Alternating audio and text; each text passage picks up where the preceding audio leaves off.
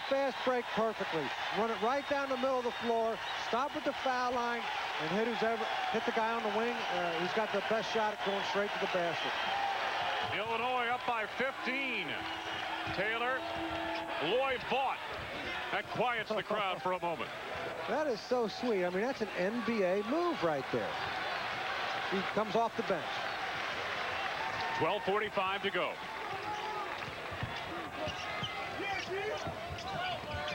Well, we'll find out what Michigan's made of now. Battle. Higgins the rebound. We'll also find out if Illinois is smart enough now to not shoot the ball too quick and still work hard on the offensive end to get a good shot. Sometimes you get a little lackadaisical here. You start taking the lead for granted. You shoot bad shots. You look up, and Michigan's run off a 9-point run themselves. They've run off 4 in a row. Battle trying to answer here, leaves it short. Battle in among the trees, looking for room, and 3 seconds. 3-second violation coming up. Glenn Rice now with 6 second-half points for Michigan has brought the Wolverines back to within 11.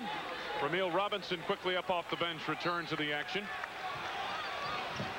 Well, to get themselves back into the flow, you saw what Michigan did the last 2 possessions. They came down and used their height and strength advantage inside, got baskets from Vaught and Glenn Rice. 8 minutes gone by second half. This is Sean Higgins. Offensive foul being called on Higgins. Called him for a hook on the drive. You don't see that very often. That's a good call. 5 team fouls, second on Higgins. 11:54 left to be played here in Champaign. Right now, Illinois leads impressively. We'll be back after these commercial messages.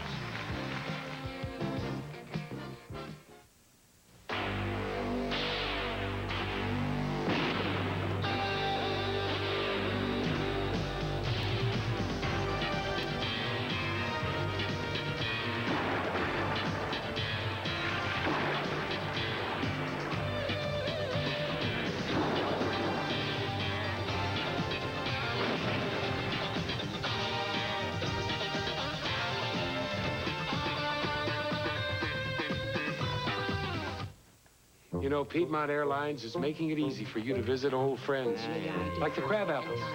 Hi, Mr. and Mrs. Crabapple. Or your favorite acting teacher. Emote, students, emote. Or your old college buddies. Hey, guys. Piedmont presents Going Places prices. Really low fares to over 170 cities. Call Piedmont or your travel agent now. You can even visit an old Army buddy. Yo! You know what a three-point play is in basketball. Here's what it is at Days Inns. Great rooms, great prices, and great locations. And thanks to our 130 owners throughout the Big Ten Conference, you not only get a great room at a great price, but you get pools, lounges, restaurants, even meeting rooms. So remember, great rooms, great prices, and great locations. Now that's a winning three-point play. Wayne Larrabee and Steve Grody in Champaign, and boy, they're whooping it up in here in the Assembly Hall. They're fighting Illini, leading by 11 with 11:53 left to be played. Points off turnover. Illinois 18-5 over Michigan. Well, I think Dick Nagy said it best. He said, when you play our team, there's a very small margin for error. You must come in and play close to your best game, or this team will beat you badly. Turnover on the part of Lowell Hamilton. Michigan trying to claw back into it, trailing 67-56.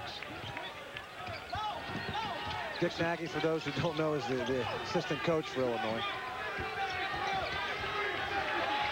Higgins with a good move for 2. Lloyd Vaught has the carom. Hughes freed up. One pass too many, perhaps, and Kendall Gill intercepts. Battle on the feet of Liberty, knocked out of bounds. It'll belong to Illinois. That pass was just a little late that time. But they'd have had 2. Higgins shot that ball with no confidence. He got up there and hesitated at the top of his jump. And anytime you do that and you think about the shot, it's always going to come up short. Gill operating against Robinson, draws the foul. On Ramil, it's his 4th personal foul, Steve, and this is going to be that's going to have a major impact on the final 11:09 left to be played. Already up 16 fouls now on Michigan. Bill Frieder has said he's very concerned about his guard play. They have not successfully yet replaced Gary Grant, and that's very difficult to replace a player like that. Well, Ramil Robinson, according to Coach Frieder, is his only true guard on the roster right now, because as we mentioned before, Kirk Taylor in high school really was a small forward. Well, Ramil Robinson replaces Gary Grant. Their problem is they don't have anybody to bring off the bench and back up Ramil, and they don't have another guard to complement him. Right. Hughes on the rebound, had his pocket picked by Kenny Battle. Battle wide open for 3. Gill up high on the long carom. Had his shot knocked away, gets it back.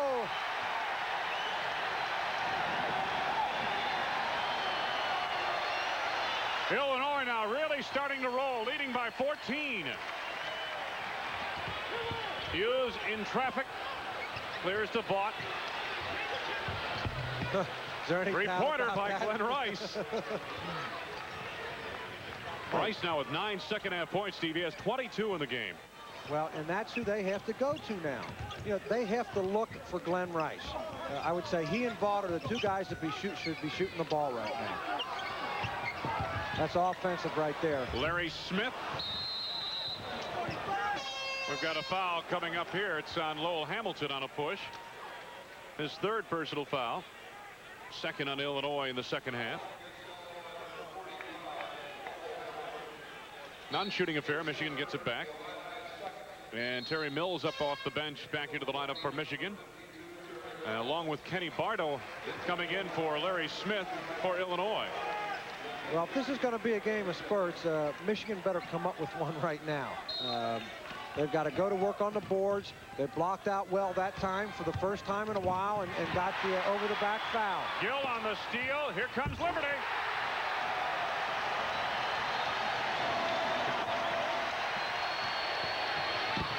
Mills to Vaught, who answers in the affirmative. Well, I guess if you're on the Michigan staff, you hope Sean Higgins just learned a lesson for the very last time. There's no reason to put that ball behind his back, and you don't do that against defensive pressure. Bring it up the floor straight. Hamilton. 6 second-half points for Lowell Hamilton, 8 in the game. Michigan has a very tall lineup in the game. Robinson's on the bench, the point guard, with 4 personal fouls. Size against quickness, and a lot of times in basketball, quickness will win. Terry Mills converts. But, you know, again, you should see Michigan now pounded inside with Mills, Rice, and Vaught. But again, you know, they can't leave Robinson out of the game very long, and he's up, checked in, and he'll be in on the next whistle. Bardo around Griffin. Good look to Battle.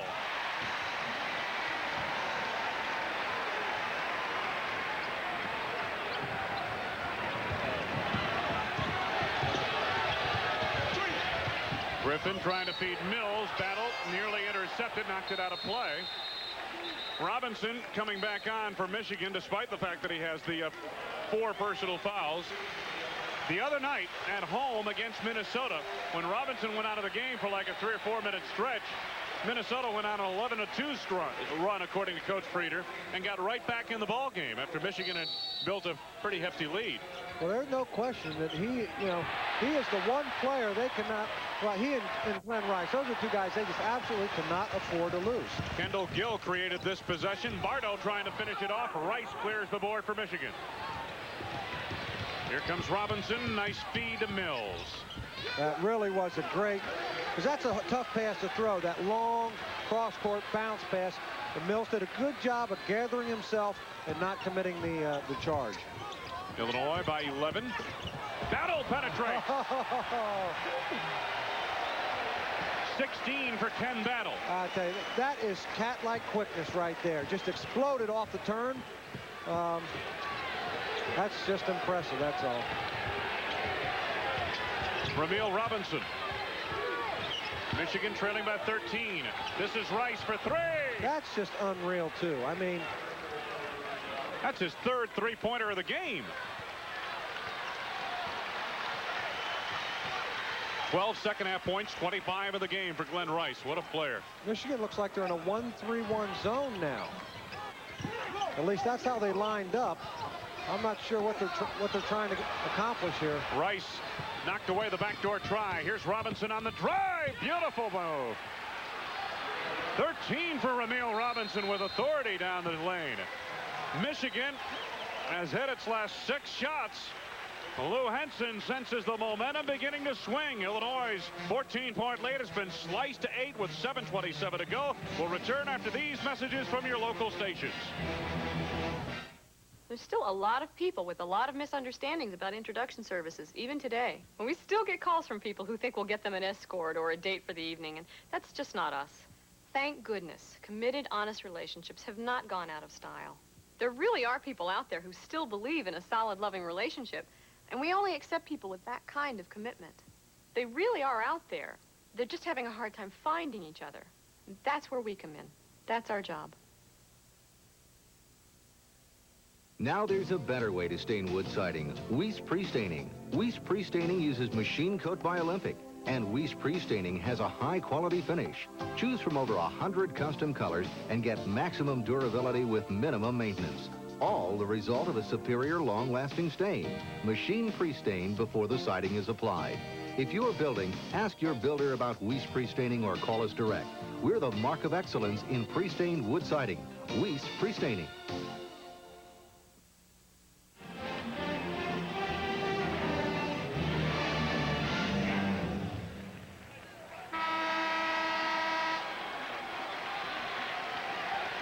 College basketball in the Big Ten continues tomorrow. Women's college basketball. Ohio State at Iowa. I saw the Hawkeyes play here last night, and they are an impressive bunch. That's tomorrow, 4 Eastern on many of these Big Ten television network stations. Well, I don't know if Michigan's in some type of a 1-3-1 matchup zone, or yeah, that's what it appears. They're in a 1-3-1 matchup zone. The Illini taking their time to figure it out. 20 to go on the shot clock. Plenty of time. Good feed from Hamilton to Battle. Griffin on the block. Here comes Robinson. And Michigan has made 10 of its last 11 shots. And that's a big play. You know, that happened so quickly, it was difficult for me to tell if there was any contact and a foul should have been called. If it wasn't a foul, it's a great, great block. Griffin just got the ball. Clean block. Big play there. Big play there. It looked like it was going to be an easy 2 for Illinois, and it gets turned around. Bardo going baseline, fumbled by Hamilton. Or I should say by Anderson. You know, it's just funny. You never dreamt, as good as Illinois looked, you never dreamt Michigan would be able to get back in this ball game, and here we are, a chance to get within 4.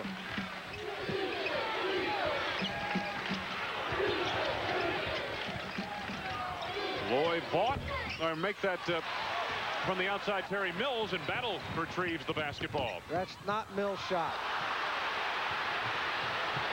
Here comes Vaught. Boy, it looked like Vaught for a second was going to run out of steam there. That was a labored jump, and he almost tore off the front of the rim trying to get there. Michigan has come back from 14 down. They trail by 4. Points off turnovers. Hamilton. Oh, Battle pushed Griffin right to the ground. 18 points now for Kenny Battle. Michigan's deficit is again 6 points.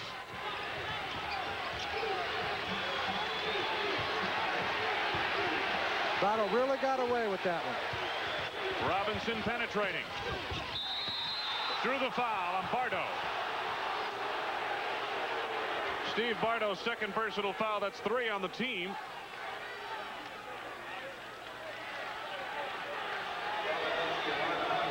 Well, I think that's always the most frustrating call for any defensive player, when you feel like you're just you got your hands up in the air and you're just trying to hold your ground, and the offensive player forces the contact and you get whistled for the foul. I said 2 personal fouls on Bardo. I meant to say 3. Also 3 team fouls now in Illinois.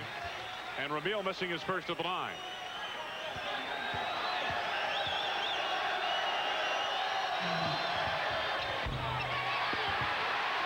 Hamilton the rebound.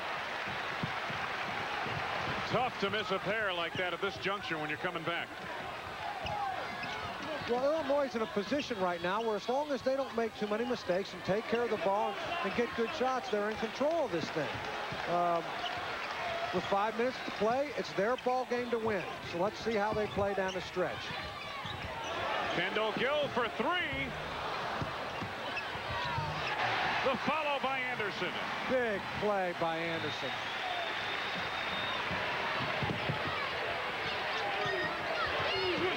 Eight-point lead once again now for Illinois.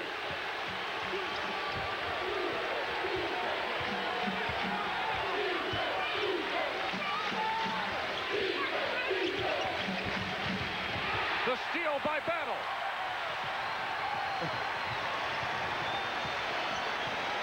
Well, the last two possessions, Illinois made the play. This is their game right now. Anderson for a 10-point lead. 10 second-half points for Nick Anderson, 16 in the game. Timeout, Michigan. 4:03 left to go, and Illinois has spurted once again to a double-digit lead. We'll be back after these commercial messages.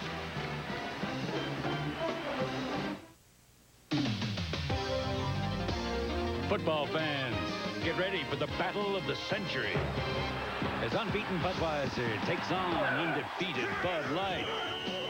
It's Bud versus Bud Light in Bud Bowl 1. Pick up your official scorecard wherever you see this display. Hey, Bud, super idea. You see the neck on that guy? Use it to follow the action and you could win. So get ready, get set. On January 22nd, Bud Bowl 1. This time, it's for real. When the big automakers need information fast, Ameritech is there. We're there when the nation's top retailers need to transmit data. Ameritech is there for nearly 25% of the Fortune 500 companies, 450 institutions of higher learning, and 1 million businesses. Moving information for the most information-intense region of the country. When it comes to communications in the Midwest, we pull it all together. Ameritech, solutions that work. Wayne Larrabee and Steve Grody at Assembly Hall in Champaign on the campus of Illinois. That's the story. The homestanding Illini leading by 10, 4:03 left to go. Michigan with the ball. And Wayne, what I meant was it's Illinois' game to win. If you're a great team and you're in a big ball game and you got a 5-point lead with 5 minutes to play, you have got to make the big plays and come up with the win. Somehow Terry Mills got that one to go.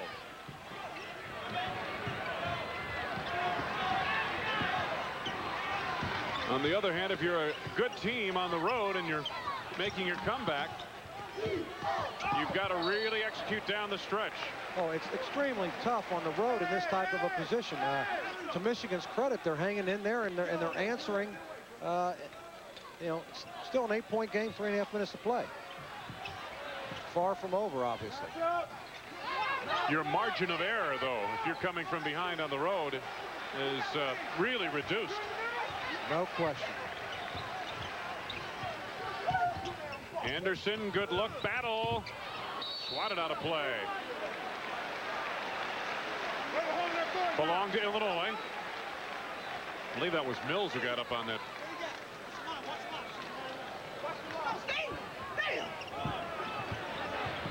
Kendall Gill.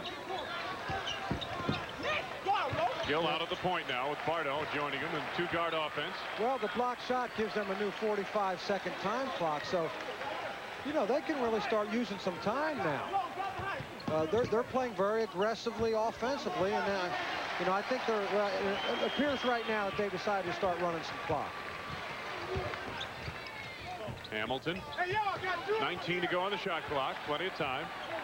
Under 3 minutes to go in the game. Now the key for Michigan is to not foul here. Battle won't go for him. Bought the rebound. Griffin to Robinson. Rice. Hamilton the rebound. 2.5 minutes to go. Yeah, that was probably the key shot right there. That one goes down. It can still go either way. Now Illinois as you mentioned, will run some clock. And Michigan's got a matchup right now. They don't have time to let the shot clock run down. Coming up on 2 minutes left to be played. Bardo on the drive through the lane, had it slapped away at a foul call. Foul is on Rice.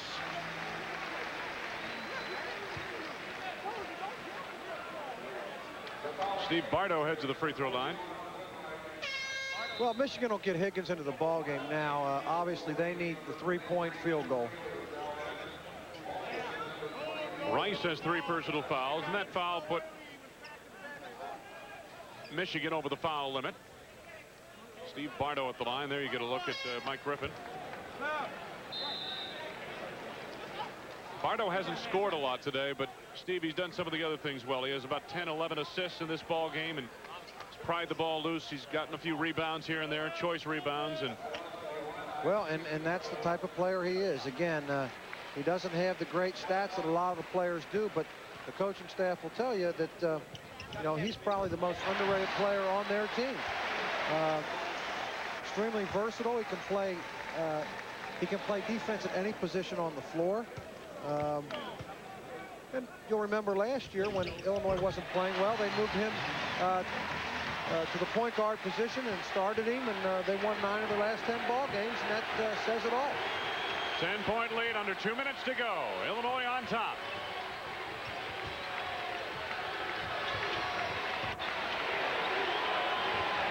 Higgins wants room from 3. Robinson going for 2 down low. Rice, and the foul on the rebound battle. Well, obviously what Michigan's doing here is they would prefer to get one of their good shooters open on the wing to attempt a three-pointer, but you don't have too much time to waste. They judiciously decided to get it inside and go after the basket. Nick Anderson picks up his 3rd personal foul. That is only 4 on the team with 1:39 to go in the game. Kirk Taylor replaced by Lloyd Vaught.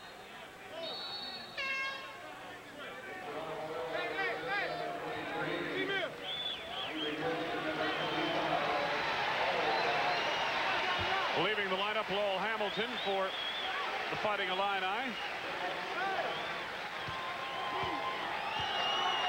Glenn Rice at the line. He's had an outstanding day offensively. Rice now with 26 points. That was just their 4th team foul. So evidently they determined, even though that was a rebound, and Glenn Rice was going up for the rebound, they determined that he had possession and was actually attempting a shot because they gave him 2. Yep. Glenn Rice makes good on a pair. Mike Griffin back into the lineup. Demetrius Caleb is in also for Michigan. Well, no time to waste now. If you can't get a steal pretty quickly, you're going to have to give the foul. The inbounds to Gill, and he's fouled right away by Higgins. Sean Higgins' 3rd personal. 1:39 left to go.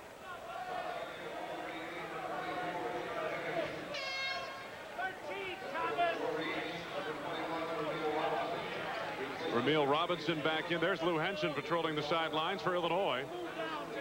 His team is playing real well right now. No question about that.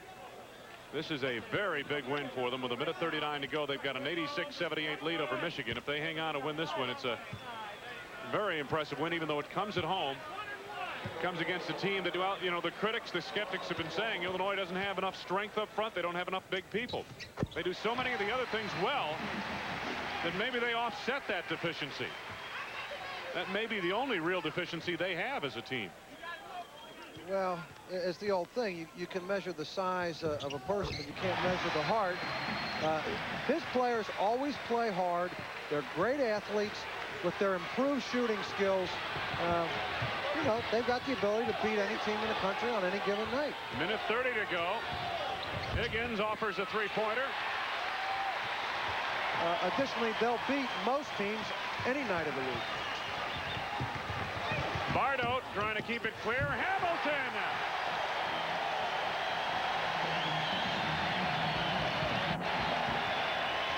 Robinson trying to answer. From the outside, Lloyd Vaught connects. Did they get 3? Yep, they gave him 3. 1:05 left to be played. Illinois still in control. Back after these commercial messages. The thing on a personal level that probably frustrates all of us, most of us, certainly myself personally, is when you hear companies using up to X% less. And you really need to do your homework before you choose intelligently. We have distance sensitivity, time of day, day of week sensitivity. Most cases, our cost differential will be small enough that the quality will more than differentiate you staying with AT&T. You may not see me in the sports pages, but I play for one of the world's largest teams, Days Inns, the fastest growing hotel chain in the world. Our most valuable players are the 130 Days Inn owners right here in the Big Ten Conference. They'll give you a great room at a great price with restaurants, pools, lounges, even meeting rooms. When it comes to great prices and great locations, see why the professional traveler stays with us.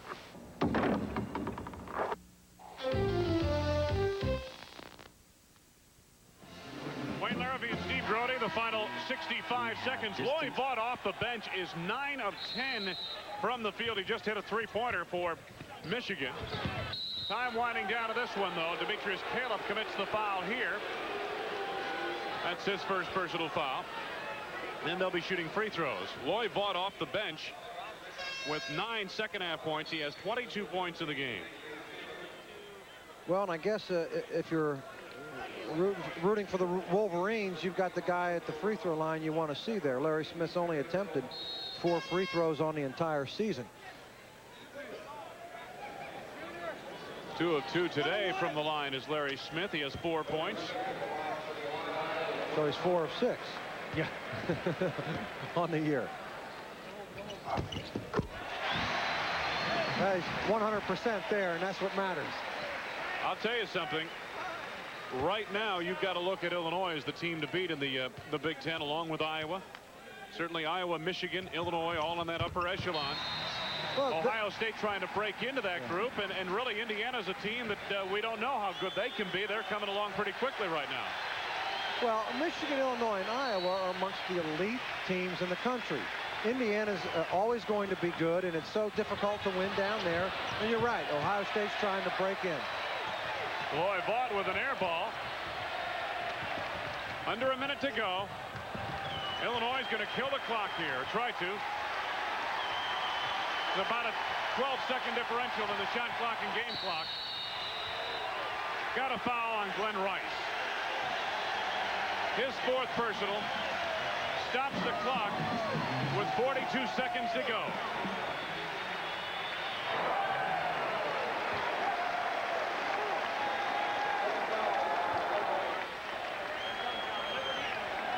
Kendall Gill heads to the free throw line. What a game he's had. 24 points.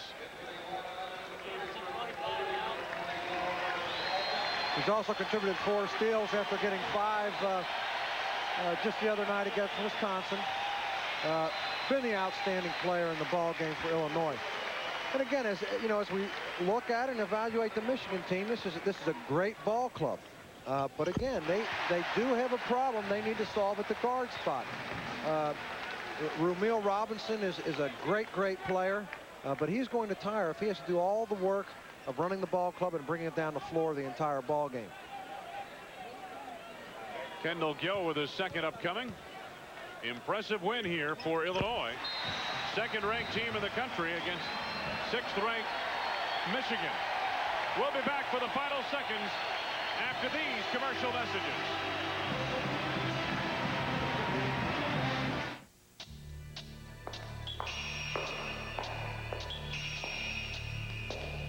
The multiple-port fuel-injected Ford Escort GT. Because what's rock without roll?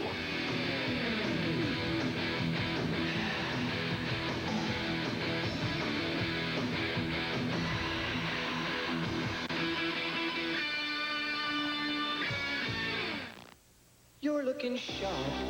You're looking good. You've come so far. the most of who you are. Where the race is run, you're the champion. Gillette. The Gillette Atra Plus system with the Lubra Smooth Strip for the best a man can get.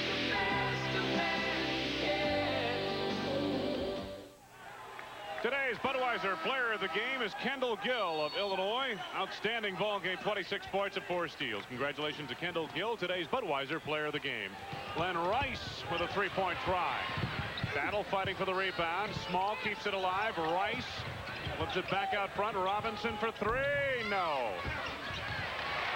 Bardo takes the back tap, is on the run, and he was fouled. Kirk Taylor reaching out and grabbing him.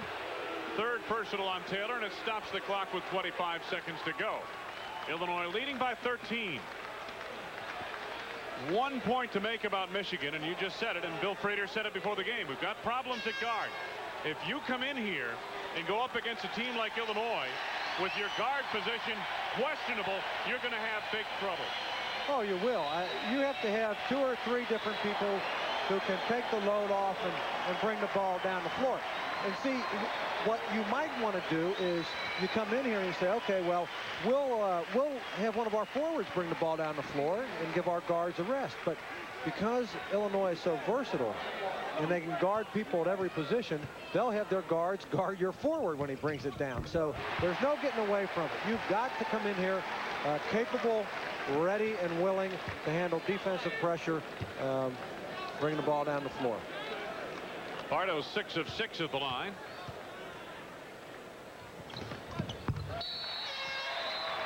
Makes good on 2 more.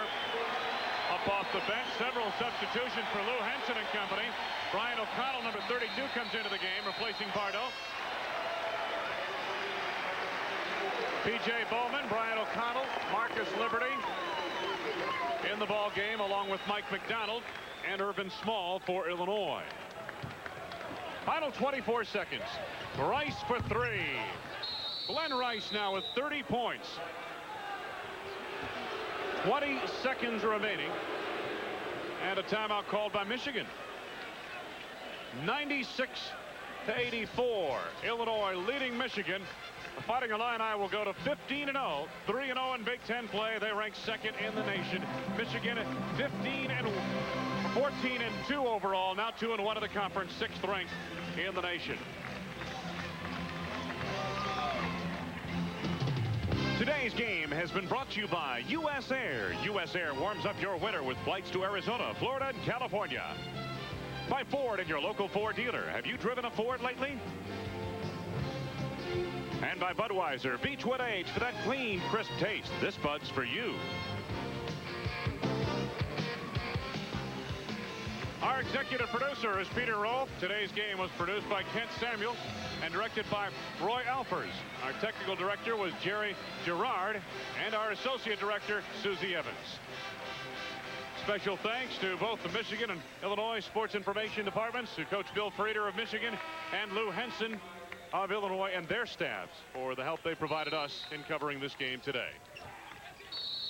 On the inbounds, a foul right away stops the clock with 19 seconds to go. Well, the crowd doesn't like the timeout with 20 seconds or the foul, and I agree with them. I mean, there's no way Michigan can win this ball game. Sean Higgins with personal foul number 4. Rice 30 points. Bought 22 points here. Gill 26 and Battle 18. Gill and Battle lead Illinois. Rice and Vaught lead Coach Frieder's Michigan squad. You know, Michigan now is, you know, they've got to bounce back from a big loss. They've got, they will have played 3 games in 5 days, and you know, you have to go on from here. It'll be interesting to see if Illinois bounces back and can come up with another big effort after a game where they were very emotionally involved. Higgins off the mark, and the rebound by Marcus Liberty. Time winding down to this one. Liberty to pad the stats. And that is it. Number 2 has confronted number 6. And on this day, number 2 the better by 12 points. Lou Henson's Fighting Illini now 15-0 overall.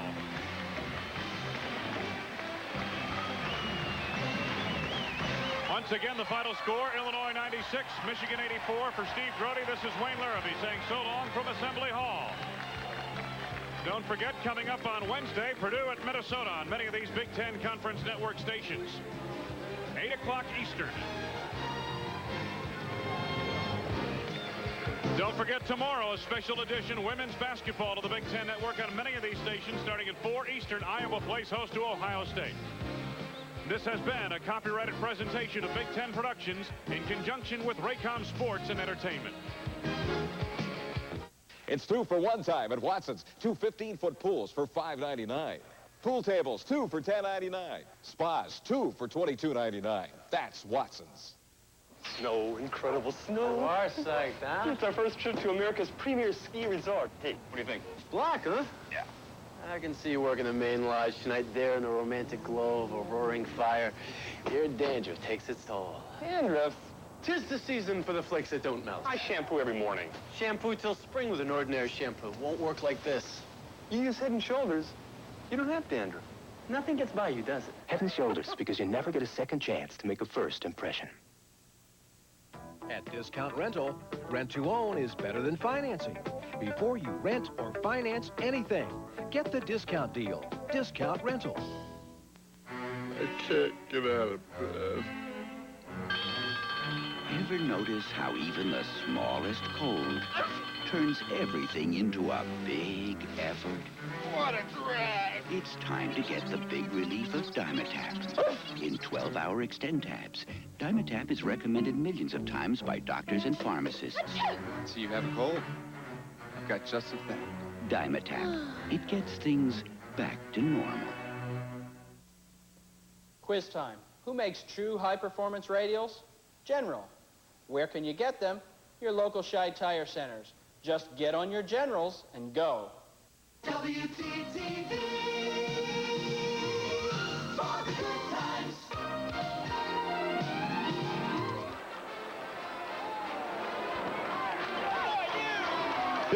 Today, Indiana plays host to the Wildcats of Northwestern in Big Ten Conference action, and Bob Knight goes after his 500th career victory. The Indiana pregame show is next.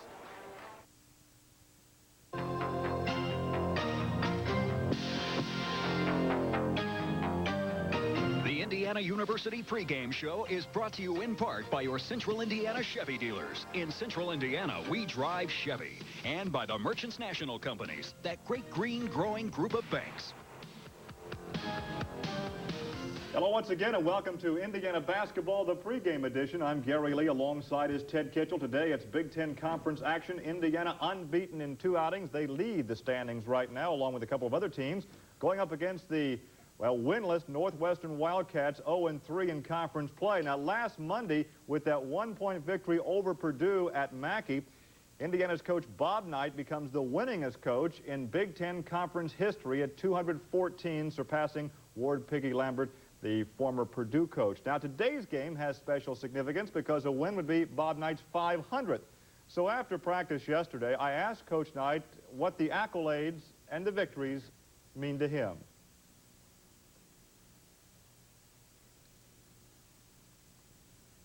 Coaches don't have personal accomplishments. Coaches that have been successful have been so and have been able to accomplish things because they've had good players that have developed into good teams. The recognition given a coach over any period of time is simply recognition that's shared by all the players that have made something like that possible. I don't care what that recognition is. It's a team thing. And one of the great things about any kind of coaching award is that it really, truly is an award to a team. The most outstanding coach in a league or in a season is an award given to the most outstanding team. You know, my next step is to be an elder statesman. All I don't like or don't like me gradually fade from the picture one way or another, and I'm left standing alone, and I become a really good guy. And with a slap of the shoulder, the interview is over. When Bob Knight says the interview has concluded, the interview has concluded. I hope you could read his lips there as the chicken noise came in. Ted, I have to wonder if ever driving home from Assembly Hall or in his office or in the locker room, does he ever say, Bob, you've had a good career? Does he ever allow himself his own accolades? I would doubt if he would ever look and say he's had a good career. I'm sure that he feels good about some of the decisions he's made and, you know, some of the things and the way he's worked with kids and brought them along.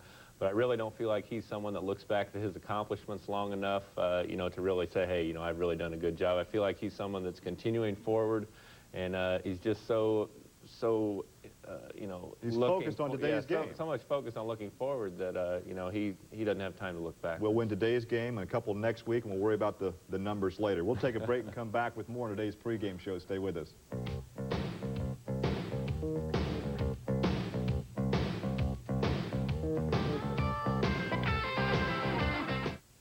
When you compare the '89 Cavalier to Hyundai XL at your local Chevy dealer, you'll see why the Hyundai is called a subcompact. Cavalier has 5 seats. Subtract 1 for the 4-seat Hyundai. Cavalier is available with V6 power. Subtract for Hyundai's smaller engine. Cavalier's longer, wider. Subtract for Hyundai's shorter wheelbase. Subtract up to $800 from Cavalier's price with preferred option groups. Hyundai's out of the picture. See Chevy Cavalier at your local Chevy dealer. Tonight at 8, a mobster's murder is tough work for some tough cops. The boss is Captain Hamilton. My partner's Frank Smith. My name's Friday. A man was murdered at 4 o'clock this afternoon. You're in it up to your ears. Don't sit there and try to sell us cute answers. 12 gauge 00. 4 missing. Part of a shotgun. Troy bought it milk and cookie. You willing to come downtown and give us a statement? You got him. Jack Webb stars in the original Dragnet. Tonight at 8 on Channel 4. This is public notice that United Home Furniture's emergency sale is in progress. The 7-piece dinette set only $22 per month. We're forced to make room for new stock arriving daily. This beautiful living room group only $23 per month. This 4-piece bedroom group is only $23 per month. We buy direct from factories. No middlemen, nobody beats our prices.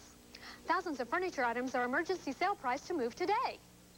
Public notice emergency sale at United Home Furniture. Save big money right now. When Mom gets a cough and cold, everyone suffers. Mom, Dad's ironing. Time to doctor that cough with Robitussin. Look, Mom's feeling better. Robitussin, recommended by more doctors, pharmacists, and Dr. Mom. Now there's Dimetap Plus for throbbing, aching, feverish colds that feel like this. Dimetap Plus, good advice for the worst colds.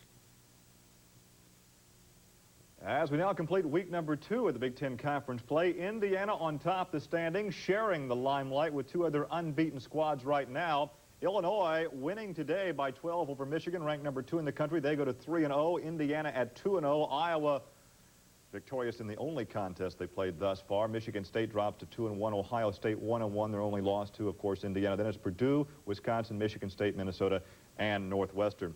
Well, Ted, we had a big victory at Mackey Arena last Monday night against Purdue in a contest that was played in stages. Indiana was up by 9 in the first half. It was tied at the half. It went up by 10 in the second half. Finally won by 1, though.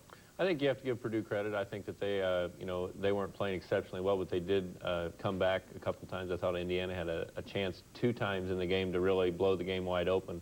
One time when they were up by 9, and then the other time when they were up by 11.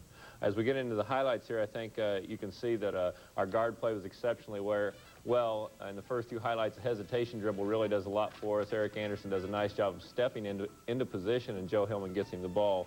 Joe Hillman played very, very well. Here again, Lyndon Jones uses the hesitation dribble, bounces the ball across the baseline. Joe puts a nice shot fake up, gets somewhat of a screen from Eric, and is able to get the shot down. Again, Eric Anderson does a nice job of getting in defensive position. They get the ball down low, but Eric is in position, is able to slap the ball away. Purdue ends up touching it last, and you know, it helps whenever you know, somebody makes a turnover. You're able to, that's one less shot that they're going to get at the basket. I think we're going to take a look at it in slow motion, and again, the thing I stress most importantly is just being in position. Although we block the shot, still, even if the guy does take the shot, it's not going to be one that's probably going to be very successful because, you know, Eric does a nice job of just getting in position. Here again on the offensive end, he does the same thing. He posts up very nicely, takes the ball to the basket. Eric did an excellent job, especially in the second half, of getting inside and scoring. We were very, very active defensively, knocking the ball away. Here, Joe makes a great pass, holding it till the last second that he can give it to Jay, where Jay doesn't have to put it on the floor and can lay it up. Here again, we worked the ball around. Purdue had just taken the lead at this point in the game, and it's such a big play for a guy like Joe Hillman, the senior and the leader of this team, to come down. He gets a couple decent screens here. Linden knocks the guy off of him, and then Eric Anderson sets somewhat of a screen. He just takes it right in to Melvin McCants, and you know, that play at that point in the game was probably the biggest play that Indiana had made. Here, Eric Anderson, the last two highlights we're going to take a look at is just his offensive performance in the second half. He just did an excellent job of getting in position. Sloan sets an excellent screen, and here you'll see he's a little bit off balance when he starts to take the shot, but he does an excellent job of getting his feet set underneath him and, you know, shooting the basketball. And I thought that he probably played, you know, as well as you could possibly expect for a freshman to play at Purdue. Well, 2 weeks ago here on the pregame show, we heard Coach Knight say that he thought Joe Hillman should have been the MVP of the Hoosier Classic. And last Monday, after the Purdue win, Coach Gene Cady of the Boilers said Joe Hillman was the glue for Indiana. So yesterday when we were talking with the coach, I said, is Joe showing a new willingness to take that outside jump shot? I'm not sure that he's more willing to take it. I think he's always been a willing shooter, but I think that maybe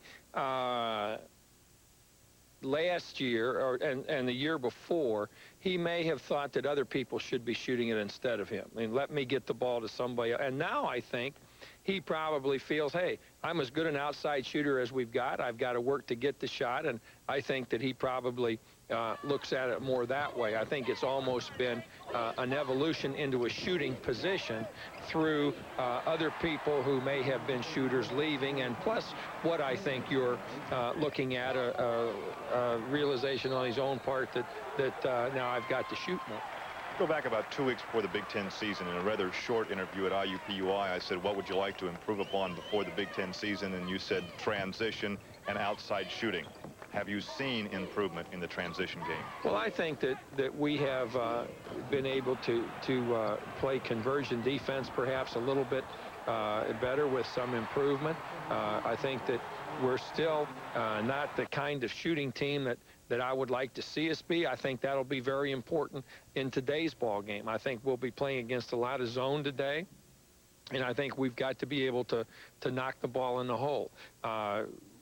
We have seen games where we've had individuals shoot the ball pretty well, but we have not had a really great shooting game from a single player yet, nor have we as a team had a great team shooting game. New player for Northwestern, Lambiot. What kind of a game do you expect from him? Anything different you have to do against him than how you played Northwestern last year? Well, he's just a very good player. He's left-handed.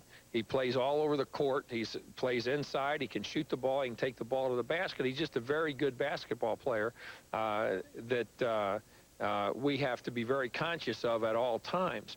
But Northwestern had, in my mind, one of the really outstanding players in the league last year in Morris. In fact, I'm not so sure, but what if I could have had my choice of any player in the league to play here the way we play, it would have been Sean Morris.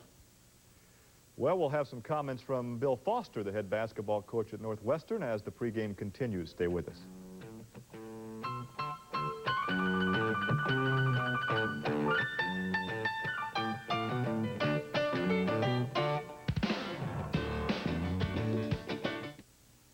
Get a Green Machine card and deposit your paycheck anytime you diddly darn well please. Get a Green Machine card and cash personal checks at Merchants National Companies all over central Indiana, where you look so good, they give you money. Get a Green Machine card and get more boing for your buck from the Merchants National Companies, that great green growing group of banks. The Bobcat 2400 multiple tool carrier. The More machine. More than just a loader. More than a backhoe. More than a utility loader. The 2400 offers dedicated equipment efficiency, but also features quick change multiple attachment versatility. That means the Bobcat 2400 can handle more of your jobs more effectively. Bright Equipment, 2935 Bluff Road, Indianapolis, 787-2201.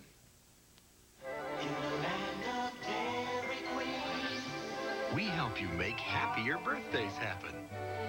Bring home a Dairy Queen frozen birthday cake. Order it special. Oh, it's beautiful. Specially decorated. Surprise! Especially delicious. Dairy Queen frozen cakes. Happier birthday from you and Dairy Queen. We treat you right. Why did I buy a Chevy Cavalier? I looked at Ford Escorts, and they were much too small. Toyota, Honda, well, you know what's happened to the price of Japanese cars. Now, here's the car, Chevy Cavalier, all new style. I've compared quality and price. Cavalier's the car. See your local Chevy dealer and save up to $1,100 on Chevy Cavalier with cashback and option savings. In Central Indiana, we drive Chevy. Cavalier's the car. Bill Foster is in his third year as the head basketball coach at Northwestern. Earlier today, he talked with our Chuck Marlowe from Assembly Hall. Well, Coach, in spite of the bad weather outside, welcome to Bloomington. Nice to have you back down here again. Well, it's not that nice to be here, though, to tell you the truth. But we're here, and, of course, you know, we're having some problems in the league. But I'll tell you, watching those games today on TV, that game today, it's what a league. I mean, it's... goodness sakes, what great basketball. You're pointing out something here that I think is really worth talking about. The league itself has grown so much in parity from top to bottom. You have 4, 5, 6 teams that conceivably could get the job done. And I think you're to be lauded as well for taking the time and the patience. I know the Northwestern fan's going to be that way, to stick with you until you get the proper recruits and the proper chemistry. You're doing a fine job. Well, this is my third year. I'm getting impatient myself, you know, and it's a thing where we did have a better preseason record this year. Our team is a little better. Should be getting even better.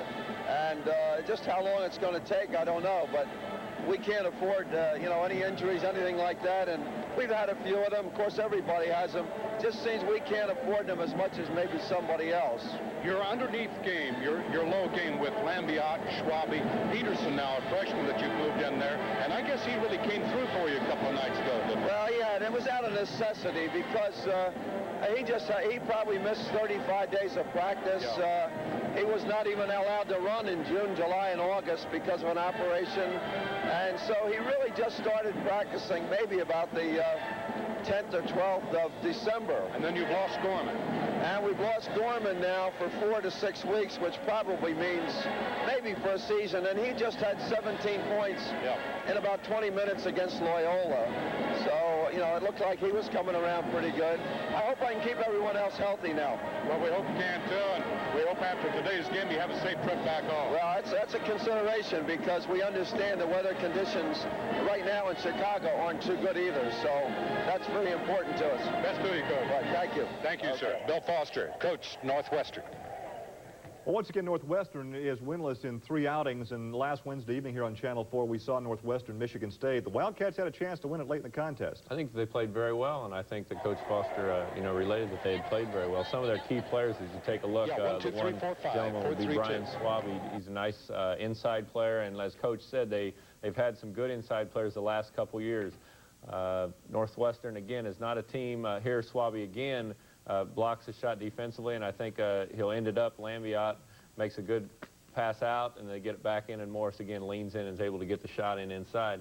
So as you take a look at Northwestern, they're a team that is not ever going to be a very athletically talented team, but they're always very smart, and I feel like they're a team that must shoot well from the three-point line. If Jeff Gross, a kid from Warsaw, Indiana, can come in and hit some three-pointers and get them going that way, they're a team that can be very competitive.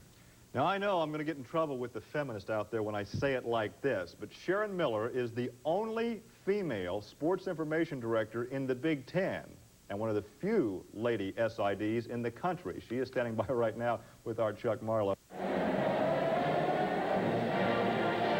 We have a very attractive young lady down here at courtside with us. This is Sharon Miller, who is the sports information director for the Wildcats.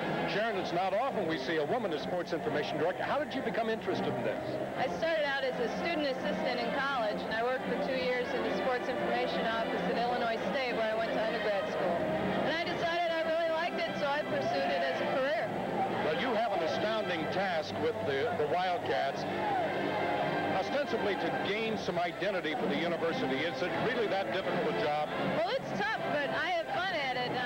We compete with a lot of other people and a lot of other schools for exposure in Chicago, not only because Northwestern hasn't had great success with athletics, but because we've got the Bears and the Bulls and the Cubs and DePaul and Loyola and even Illinois in there. Well, as a matter of fact, WGN, which is carrying your game today, is going to have to delay a bit on your game because they're carrying the DePaul game before you. Right. Well, you know, we look at it as that exposure is great exposure, whether it comes in progress or whether they delay it or whether, you know, it's nice to have that exposure. Well, you have two great coaches up there in major sports, football and basketball. I told Bill earlier, I'm very proud, and I think most people who do follow athletics laud him for the job that he is doing of turning the program around. And our best job to you, our best to you for your job. Keep up the good work, and we thank you very much for all the help you give us. Thanks a lot, Chuck. Okay, Sharon Miller, Sports Information Director for the Northwestern Wildcats. Thank you, Chuck. We'll let you assume your position courtside. We'll take a break and come back with more as the IU pregame continues.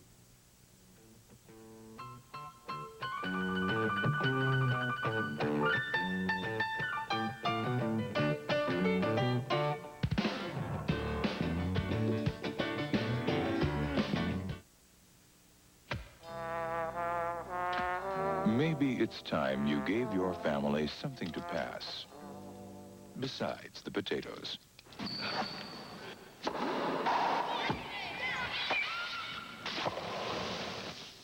At the Y, we serve it up individually and family style. So join the YMCA. For more information, contact your local YMCA or call 266-YMCA. How do you tell the difference between MG bacon and all the other brands? Well, just listen to the delicious sizzle. Smell the mouth-watering aroma. Mmm. It's the perfect taste with eggs or pancakes in the morning. The best part of a delicious BLT. A great seasoning in so many dishes. Don't settle for anything less than the leanest, most flavorful bacon you can buy. Only MG bacon really satisfies. Mmm. Gimme MG. You have a lot of choices in mid-size cars today, and you can spend $15,000 and more. What's the best buy? None of these. It's this Chevy Celebrity, priced thousands less. In fact, in a recent quality survey conducted by Ford, Chevy Celebrity was the top American-made midsize. The best quality for thousands less. And you can take that to the bank. See your local Chevy dealer and save up to $1,800 with cashback and option savings. In Central Indiana, we drive Chevy. Busy, busy, busy. That's you all over. But that's why that great green growing group of banks is all over Central Indiana. With a card for cashing personal checks at any Merchants National Company office. For depositing to your checking or savings account anytime at any Green Machine. And for feeling good all over. The Green Machine card. More boing for your buck. Only from that great green growing group of banks. The Merchants National Companies.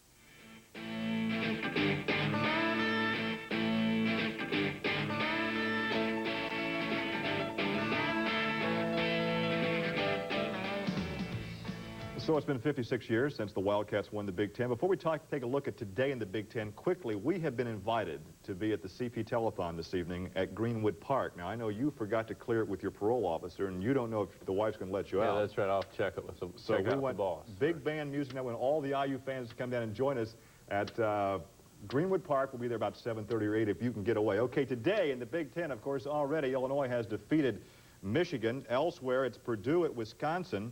Iowa is at Minnesota. And Ohio State at Michigan State. And once again, coming up momentarily from Assembly Hall, we'll have Northwestern and Indiana.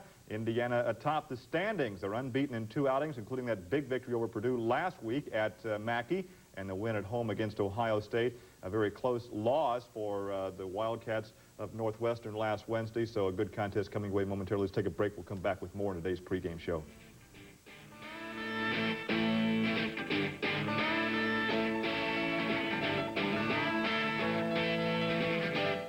This Indiana Supply Tempstar dealer just installed a Tempstar Gas, the natural choice furnace for the Stevens family. Tempstar gas furnaces are super energy efficient. Mr. Stevens likes that. Indiana Supply Tempstar dealers are friendly and professional. Mrs. Stevens likes that. He even cleaned up afterward and took away that big box, and Mrs. Stevens likes that too. Call Stucks now and get an April air humidifier included when you buy a new Tempstar natural gas furnace. Choice. Everyone likes to have a choice. This is Bill Bainbridge for your local Scheid Tire Centers, and we've got 14 Indiana locations and plenty of General Radial tires to choose from. Take a look at the Economy All-Season Amera XL4 or the Premium All-Season Ameriway XT. Both tires feature 2 steel belts for strength and durability and white sidewall styling to enhance your car's appearance. Visit Scheid Tire Center soon and choose the General tire that's right for you. Hey, let's get something to drink. Let's forget about it. No, come on, it's no problem.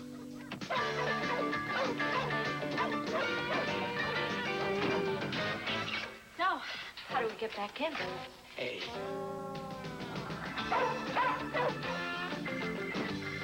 Okay, come on, let's go. You got the keys?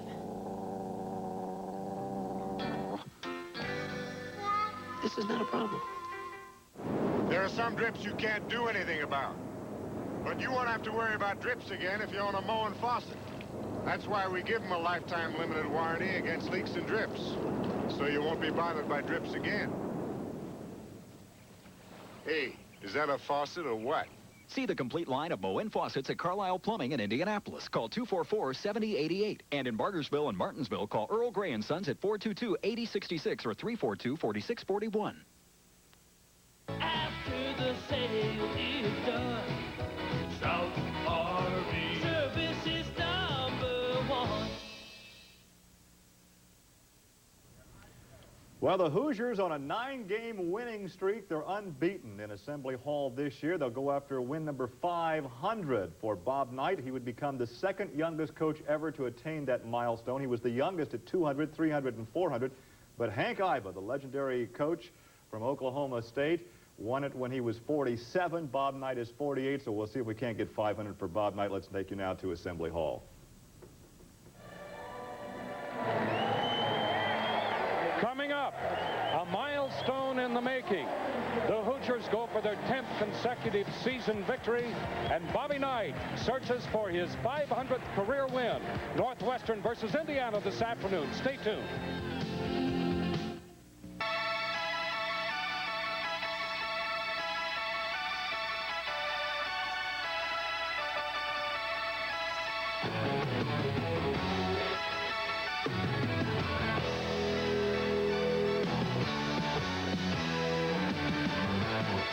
Indiana University basketball. Brought to you in part by your Central Indiana Chevy dealers. In Central Indiana, we drive Chevy. By Bank One, we're 18,000 people who care. By your local AgriCenter dealer. For your farm, your family, your piece of America. AgriCenter means more. And by Budweiser, Beechwood Age for that clean, crisp taste. This Bud's for you. Indiana University basketball is also brought to you in part by Hook's Dependable Drugstores.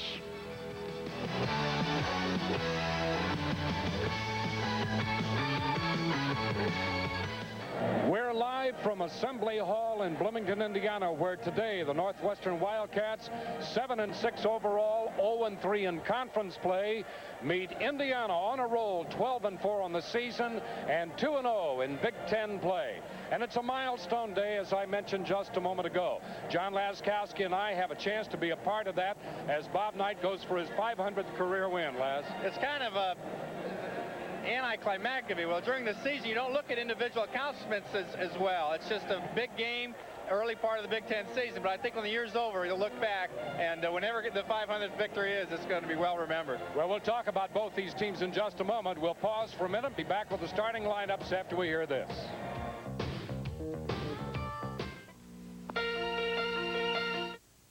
Son, getting those chores done, aren't you? I'll get right to it, Dad. In the driveways, the backyards, the playgrounds, and the barns, it's a part of growing up in Indiana, where the tradition of great basketball begins. Time out, son. The Hoosiers are on.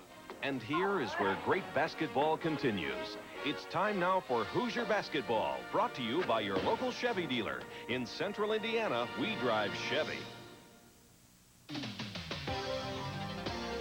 Football fans, get ready for the battle of the century as unbeaten Budweiser takes on undefeated Bud Light. It's Bud versus Bud Light in Bud Bowl 1. Pick up your official scorecard wherever you see this display. Hey, Bud, super idea. You see the neck on that guy? Use it to follow the action and you could win. So get ready, get set. On January 22nd, Bud Bowl 1.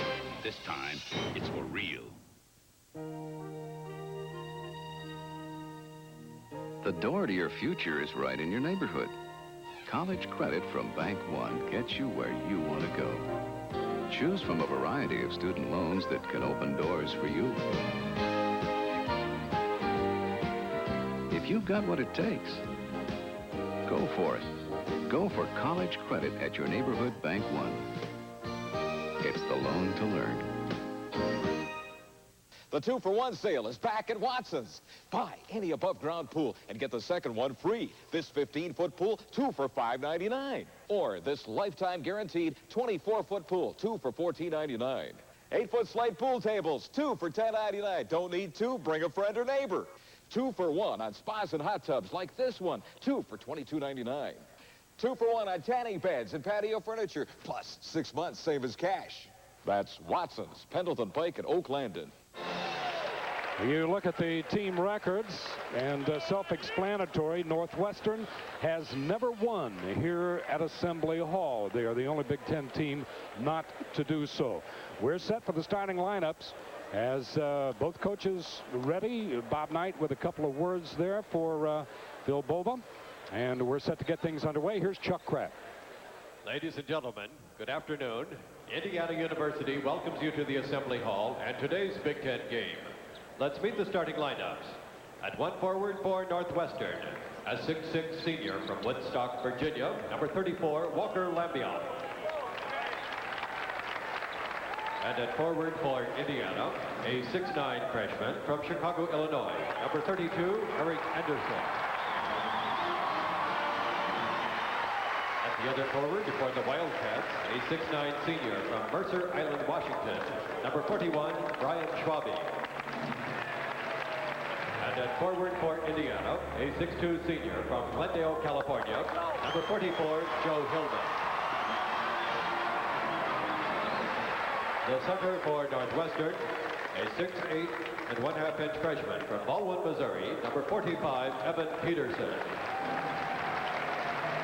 In the middle for Indiana, he's a 6'9 senior from Salina, Kansas, number 11, Todd Jadlow. At one guard for Northwestern, a 6-foot senior from Provo, Utah, number 12, Rob Ross. And at guard for Indiana, a 6'4 sophomore from Marion, Indiana, number 3, Jay Edwards. At the other guard for Northwestern, a 6'3 senior from Danville, Illinois, number 21, Phil Stiles. Rounding out Indiana's starting lineup. At guard, a 6'1 sophomore from Marion, Indiana, number 4, Lyndon Jones. The head coach for the Northwestern Wildcats, now in his 3rd season at Evanston, Bill Foster. And the head coach of the Hoosiers, now in his 18th season here in Bloomington, Bob Knight.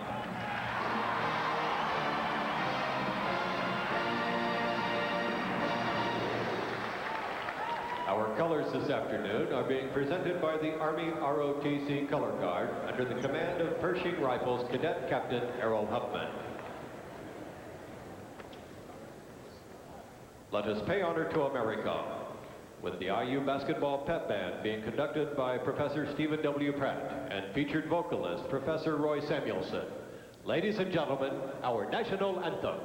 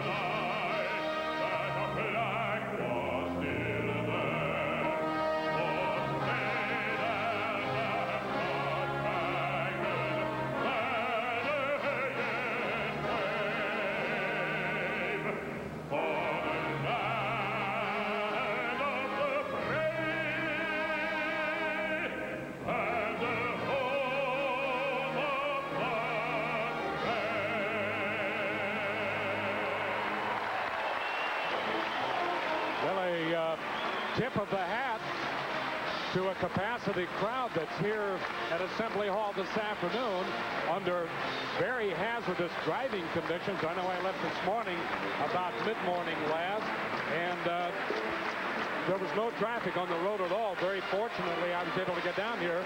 But at the same time, these fans have turned out en masse. Here are the officials, Bill Bova, Randy Drury, and Burl Sell. Indiana coming off a big victory against Purdue on Monday. And Chuck, these have always been notorious games in the past. When you play the Northwesterns, they're 0-3. People don't think they have a very good team, but they do. Remember last year, Indiana was upset at Evanston 66-64 by the Wildcats. We mentioned the Northwestern, the only Big Ten team that was now in here. But the crowd really never seems to get into a Northwestern-Wisconsin game. You look at the series record here at home, so it's more up to the players themselves to get ready for the ball game. The worst thing you can do is come out flat for a game, and you'll be able to tell here in the first 5 minutes whether the team's ready to go or not. Well, now let me ask you this, Laz. Will it make any difference to the fans since this is Knight's potentially 500 victory? I think that could be a help. I'm sure they're all aware of that. So, yes, I think that'd be a positive factor in helping the crowd get in the game today. Indiana controlling the opening tip, running with that short lineup, three-guard offense. Force the ball in as Jadlow gets the basket and immediately draws the foul. It's a 2-3 zone by Northwestern. Indiana moving well inside. Jadlow was able to get it and turn with the shot. So first offensive possession, they moved the ball well and got it inside. So a good way to start the ball game. The foul is against Evan Peterson, his first. He's the freshman center, as Jadlow, who has had a horrible time at the line the last 4 or 5 games. He's apparently just lost a lot of rhythm or concentration, but he misses that. Seemed real quick there, Chuck. He got the ball, a couple dribbles, and let it go. It may not be concentrating as much as he should. Shot over the rim by Lambiot. Misses everything, does catch the glass. And here's Indiana with Jones to the right side. Hillman is tripped up. And that foul's going to go against Brian Schwabe as Hillman really started to cut toward the top of the paint. As I mentioned, this is an improved Northwestern team. Lambiot about 19 points a game. Transfer from North Carolina State. You saw him miss that first shot at the other end. Shot fake, moves the ball in. Edwards, there's a bounce inside and back out. Nearly stolen. Hillman steps up, gets a soft bounce off the front of the rim. So Anderson, as we were watching Anderson coming back down, recovering underneath the basket, Northwestern turns it over very quickly, but Indiana's jumped out to a 4-0 lead. Largely due to some good inside effort by Todd Jadlow and that outside free throw line. Field goal by Joe Hillman. Here's Hillman again. Northwestern tries to trap, and then Indiana's got to avoid that double team. A lot of cross-court passes early in the game. Well, he moved Schwabe underneath. Here's Anderson up to the glass. And a good post-up by Anderson. Came out, found the open lane, and put it off the glass for 2. The offense has had no trouble to this point getting a good shot that they want most of the time on the inside. Lambiot. This is Ross. Rob Ross. There are 2 Rosses on the team. Rob is the effective one at guard. Schwabe. And around it goes. This is Stiles. Stolen on the pass. The outlet up court to Edwards. He'll solo for 2. Bill Foster wants timeout. We have played 1 minute 57 seconds. You're watching the Indiana University Basketball Network, where the Hoosiers have the lead 8-0.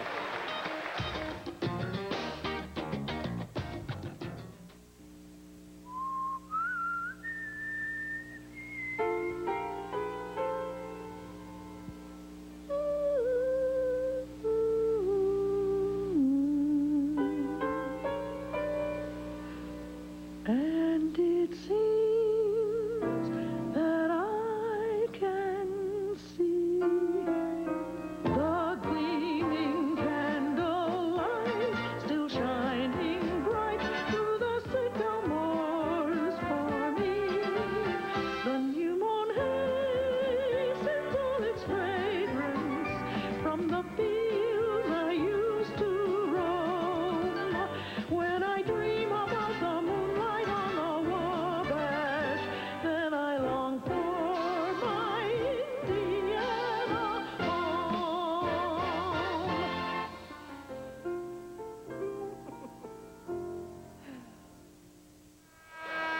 It's 8-0 Indiana, and it's balanced scoring. The only Hoosier not to score is Lyndon Jones. Jadlow, Anderson, Hillman, and Edwards each with a field goal. Good lead pass on the steal that time by Hillman. You saw he let it out far enough that Jay didn't even have to dribble. Just took it right off the run and took those 2 steps. Bill Foster had to call timeout. Indiana off to a great start.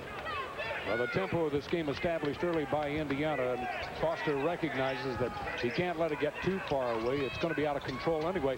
In the pregame conversation we had with him, watch Schwabe, and he's fouled as he goes back up. That's going to be against Jones.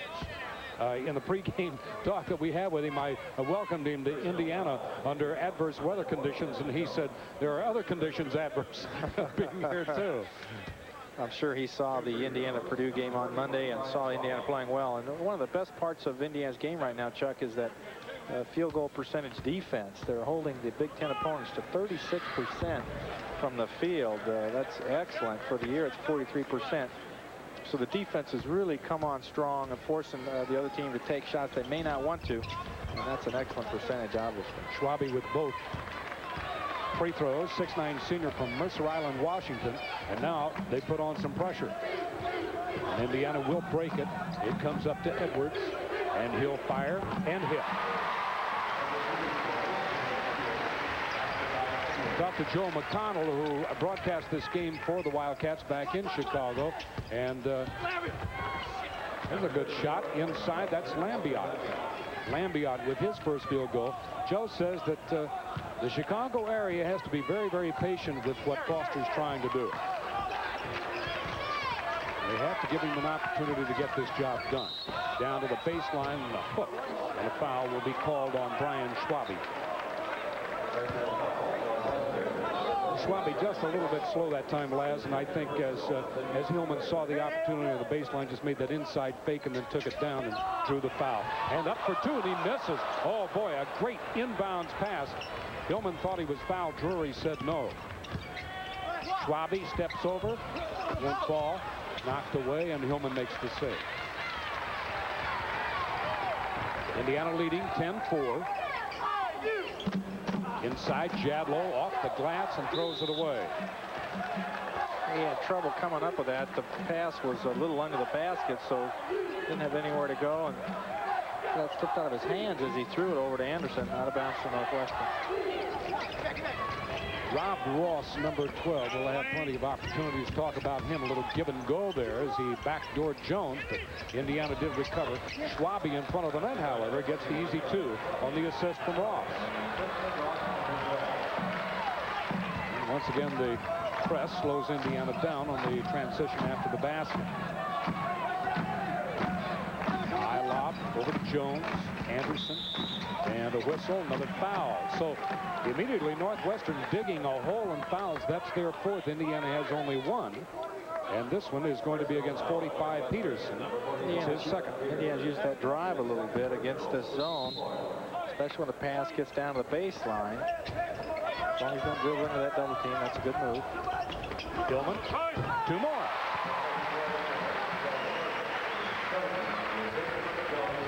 It's 12-6. Indiana with an even dozen as Lambiot comes out. It's watch to see what Northwestern tries to do, how they try to set their offense. And apparently they want the ball in Lambiot's hands as often as possible. Blocking foul as Edwards behind the back to change hands. Suddenly found his lane shut off by Rob Ross, but the foul is on Ross. Jay was in the midst of a behind-the-back dribble there. Tough play. Let's watch it now. There you see Ross getting ready. And there's the call from Randy Drury that Northwestern not set. So out of bounds Indiana, their 5th team foul already. See Brian, that's not Brian Ross, that's Rob Ross coming over the bench. Talk to Bill Foster. Okay, we had a clock malfunction down here, and athletic director Ralph Floyd was the first to notice. Yeah, the scoreboards at either end said 12-6, but the scoreboard over center court said 12-4, and it's not correct. Hillman off the rim, Schwabe there for the rebound, and the Wildcats trailing by 6. Will have a chance to whittle into Indiana's lead again. Schwabe out high. Lambiot looking. Look how Hillman plays him. He's left-handed, too, and Joe's given up about 4 or 5 inches on him. Good defense by Anderson. Anderson overplays on that side. That's the right hand he goes in with, and that's the correct hand on that side. Well, he's between his man and the ball. And then that high lob pass, he's able to step out without creating a foul and tip the ball away. Good defense. Lambiot with the move. And to Walker Lambiot. He leads Northwestern 18.5 points. His highest, best game so far, 28. He's a 6'6" senior from Woodstock, Virginia. Indiana leading by 4. Cross court. Edwards inside. Back again. 3 off the rim, out of bounds. And they say it was last touched by Indiana, so Northwestern will toss it in as we see a Hoosier from Warsaw, Indiana. Jeff Gross, 6'3" senior. He comes in and replaces Stiles. Remember back in his Warsaw days when he led them to the state championship as a junior. Great shooter from the outside. He uses that 3-point. They call that out of bounds off Northwestern, Chuck. Well, they reversed it. Indiana's got the ball. Good. Anderson was there. It did appear Northwestern had touched the ball. Anderson behind a Jadlow screen for 2. Jadlow and Anderson working well inside. That time was Jadlow on the pick. And if they're going to put 2 guards out on the point guard, has a steal by Hillman. Lambiot showed him too much of the ball, and Hillman drives all the way and puts it underneath Lambiot. Great move by Hillman, but if the defense is going to put 2 guards on our 1-point guard, then inside there's a mismatch, and that's what Anderson and Jadlow are taking advantage of now. 22 is Holmes. There's Gross knocked away, and a bump out of bounds. There was contact under there with Jadlow down to the ball, along with Gross. It'll belong to Northwestern. Bill Foster, he's been at Duke, South Carolina, Rutgers. There's some nice coaching and turning those programs around. 3 on the way, no good. Indiana with a rebound from Anderson. Oh, what a pass. And 2 more by Joe Hillman. That pass just threaded a needle. And how he ever saw it, I have no idea. Well, you got to give the team and the coaching staff credit. They're ready to play today.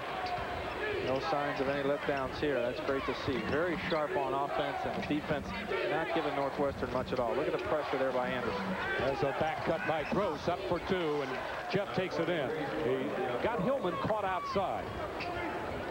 So Gross now with his first basket. Keep pressure outside. You got to watch that back cut. As Joe got beat, there was no one there to help. Hillman. 3 on the way. Oh, my. Oh, my. He's got his shooting eye. Yep.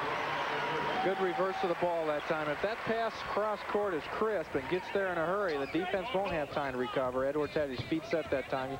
He's got that right amount of arch. It's a little more than most players use, but that time he obviously had it. Lambiot brings it out to set it up again. This Ross that you're seeing right now is Brian Ross. He's 6'10". That's number 32. Only 1 Ross on the floor, and that's Brian. And a whistle. That was a reach. On Edwards, that's his first, the second against Indiana. Lyndon Jones sits down as Jamal Meeks checks in for Indiana. Meeks is a 6-foot freshman from Freeport, Illinois, and another Hoosier for Northwestern is in the lineup. Terry Buford played at Cathedral. He went to grade school at Orchard Country Day for a couple of years. Gross to Ross. Brian Ross. This is Rob Ross, number 12. Outside to Gross. Hey, listen, if he can square up, he can be trouble from 3-point range. Indiana gets the ball, but Gross in 3-point shooting is 23 of 49. That's why he's in there, and that's the kind of shot he wants to take. Hillman did a little fancy dance there to hold on to that ball. Inside the line, and boy, I tell you, when the boy fields it and he comes over and works for the ball, Jay Edwards is going to be something to handle. He has 9 already. Inside and throws it away. We have timeout with 11:50 remaining first half, and Indiana's on a roll. You're watching Indiana basketball from Assembly Hall in Bloomington, where the Hoosiers lead the Wildcats 23-10. Man conquers Niagara Falls, and we were around. Man builds Hoover Dam, and we were around. Man needs plumber, and we're still around. Find help where you've always found it. Ameritech Pages Plus, the original Indiana Bell Yellow Pages. Machinery, magazines, magic lessons. Baby, I have you on the ground in the flash. Find the help you need fast with the easy-to-use headings in the Ameritech Pages Plus, the original Indiana Bell Yellow Pages. When you compare the 89 Cavalier to Hyundai XL at your local Chevy dealer, you'll see why the Hyundai is called a subcompact. Cavalier has 5 seats. Subtract 1 for the 4-seat Hyundai. Cavalier is available with V6 power. Subtract for Hyundai's smaller engine. Cavalier's longer, wider. Subtract for Hyundai's shorter wheelbase. Subtract up to $800 from Cavalier's price with preferred option groups. Hyundai's out of the picture. See Chevy Cavalier at your local Chevy dealer. Well, the Big Ten Player of the Week, we've seen him a few times, lad. Ed Horton. 26 rebounds. He had 19 against North Carolina for a career high. And, yep, Indiana's going to see Iowa twice this year. Should be a good ball game. That's just an astounding game. Indiana back with the ball. Jamal Meeks brings it up. Take a look at the field goal percentages. 11 out of 14 for Indiana, 78%. And there's a quick break, and Indiana got caught in the 3-and-1 on that transition after the bad pass. Give the basket to Rob Ross, his first. Those are the kind of turnovers that really hurt when you not only don't get a shot, but you give them an easy shot, as they had a nice 3-on-1 break that time. And knocked away, and there's Ross going behind to steal it from Meeks. And throws, well, Lambiot, I guess, was on the break, just couldn't bring the ball up. But they said it went off Indiana, so it'll be out to Northwestern, and Lyndon Jones checks right in. Twice Jamal lost the ball, so Lyndon Jones comes in. It'll be Northwestern. They're trailing 23-12, and they have an opportunity once again to whittle into Indiana's lead, and do so as Phil Stiles connects from about 18.5 feet. 23-14. Billman looking. It's like a man-to-man now by Northwestern. The zone wasn't working. So Indiana goes to their screening offense here. Out to Jadlow. And Indiana has the versatility with the lineup they have in there now of the effectiveness of big players being able to go outside and shoot, too. That ball's lost out of bounds and last touched by Northwestern. Good defense and the step in by Hillman. Let's watch Hillman. Yeah, that was Hillman. Watch how he's got a tough job. He cuts right in front of Lambiot, and look, the pass comes right to him. I think it came too easily, though. It went right through his legs, but Lambiot touched it out of bounds. So Hillman with great position that time. Good camera work there. Hillman just had a great game, just a super game. Look at this. Edwards, once again, he has 11. Had a great game against Purdue. 18 points, 5 rebounds, 7 assists, and no turnovers. The only way that could be better would be just by numbers, Larry. It's always tough to beat Purdue up there at Mackey Arena. So here's White on Lambiot, and White gets the rebound, outlets it, and throws it right over the shoulder of Jones. That was just too short a distance there. He threw that crisp pass, but needed a little lob pass to lead a little bit. Just an interesting observation. See, Meeks is back in there now. He made a couple of mistakes. He threw the ball away once, then had it taken away once. They bring him over, sit down, they talk to him for a little bit, and then put him right back in. And this time Edwards gets back cut and fouls as Stiles gets 2 and a chance for 3. When you play that pressure defense, there's the back cut. Jay didn't open up. See how he just turned his head? You need to plant that right foot and open up. He didn't do it, and they got beat from the backside. Now, explain, to the lay people, open up. You mean back toward the ball. He's got to face toward the ball once his man starts making that move. When you turn your head, you don't really move quick enough to get open, to block that pass. That's something the kids all learn in practice. Edwards just missed it that time. Edwards Drops it off. White to the glass. No. Tipped away and controlled by Northwestern.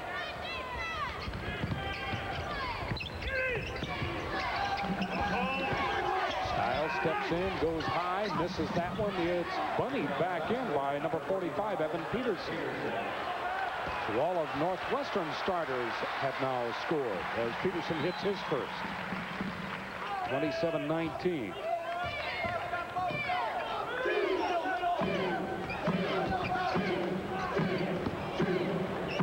Like he was ready to take that shot. Another ball fake. And offensive foul is called on Chucky White as he took it right into the heart of the Northwestern baseline defense. All right, let's see. Here's Jamal trying to create something. Chucky White, and Hillman runs right into him by mistake and brings his defensive man. You see Joe a little disappointed. He didn't realize John was going to dribble the baseline there, and that goes to Northwestern. Well, the fouls are evening out. That's the fourth against Indiana. Andy Ock, this is Reese, number 35. 45 is Peterson. They try to put it in, and there's Jamal. He's tripled. Gets it out of trouble. Up it goes to Jadlow. Blocking foul as Jadlow really didn't quite go strong enough to get it up there. And that's going to be against Peterson. That's 3 on him. So the freshman from Baldwin, Missouri is into foul trouble. Now, better job by Jamal. Watch, the ball's loose there. Now he's got 3 guys on him, and he's aware enough to get away from the danger, and then he knows somebody's open. So those 2 mistakes he made earlier, he came out. Now he gets back in there. He's aware of what's going on, gets away from 3 guys. That ends up in an easy shot for Indiana. First free throw by Jadlow is missed. Laz, with your eagle eye from the line, you were pretty effective from there. But let's keep an eye on him, see what he's doing. That one fell short. It looked like to me he leaned back a little at the line. Let's watch. Looks like he did there too, but that one went right through the nets. Jadlow has 5. The senior from Salina, Kansas. 28-19. Indiana stepping out. That's White to stop that dribble. Here's Stiles. And down over on the side. The shot off the rim is no good by Walters. And a travel against White. So Chucky's having some problems. And Bob Knight gets up and looks down his bench. And we're going to see Mark Robinson. Robinson will replace John Chucky White. Probably needed just to take a dribble that time. Going up strong with it. He was a little too far away from the basket. 22 is David Holmes. Northwestern really trying to get something going here. They trail by 9. They have been down 8-0 and just tried to edge their way back into the game. There's a hand check that will go against Indiana. And Phil Bova makes that call. And it go against Jamal Meeks. So with 7:54 remaining, we have an official's timeout. You're watching the Indiana University Basketball Network, where Indiana has the lead 28-19. If you're looking for a rotor or a windshield wiper motor, yeah, you'll find it at CarQuest. The 30th annual CarQuest World of Wheels returns to the Indiana Convention Center January 27th, 28th, and 29th. Get discount tickets to the World of Wheels at participating Indiana CarQuest Auto Parts stores. Take it from Roy Clark and the Repairmen. If it's a really tough part, then don't lose heart. Yeah, you'll find it at CarQuest. For your farm, your family, your piece of America. AgriCenter means more. Today's game is brought to you in part by your local Cyanamid AgriCenter dealer, representing America's best agricultural suppliers and committed to helping farmers care for the land. AgriCenter means more. We hope all of you enjoy today's game. We apparently have a malfunction with the buzzer down here on the side because the official timer has pulled out his blank cartridge gun to indicate that the 60 seconds time is out. I'm not laughing because it's funny. I'm laughing, well, I am laughing because it's funny, but not the damage that it did, because someone was walking over from the Northwestern bench to question the scores, and he walked right past the gun when it was going off. They're going to give him an extra whistle. You see the referees have some in their pockets. They're going to use that whistle to signify the end of the 60 seconds, which means the teams have to come back out on the play. And Coach kind of explained to Bill Foster what's going on. So the scoreboard at center court still having some problems. Yeah, and that's quite the a one few. that would control the timer buzzer to show the 60 seconds. Yeah, let's get a shot, if we can, get a shot of that center scoreboard. And the score is not correct up there, folks. There's your official score. And there it is, 128-19. Not correct, folks, although we like to see it. But defense is working today, isn't it, Chuck? Well, they're trying to get some things settled down over here right now. Bob Knight is checking, and apparently there's going to be an electrician or somebody look at the board, and we'll try to get things straightened out. The end zone scoreboards are correct. One at the end of each baseline is correct.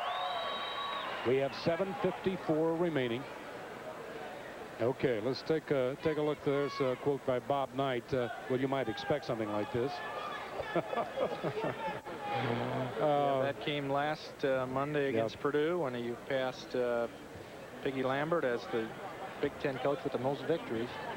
Somebody questioned Tate's Lock the other day, asking about this 500th victory coming up. And Tate said, I think the only statistic that Bob Knight's interested in right now is how many quail in that covey that he's missing out in the western part of the state by just being here talking to you. Up off the glass, and number 41, Brian Schwabe, for his 6th point. Well, it's going to make, if Indiana does win, it's going to make our program, the Bob Knight Show tomorrow, interesting, because obviously, Laz, I'll have to talk to him about it, and he's not going to want to talk about it. So we'll see what happens. Here's Robinson. Northwestern came with that half-court trap there, and Indiana gets it down to the baseline. Robinson with a good shot. Indiana still by 9, 30-21. So we'll see Brian Sloan here in a moment. Knight talking to him. Lambiot with a left-handed hook.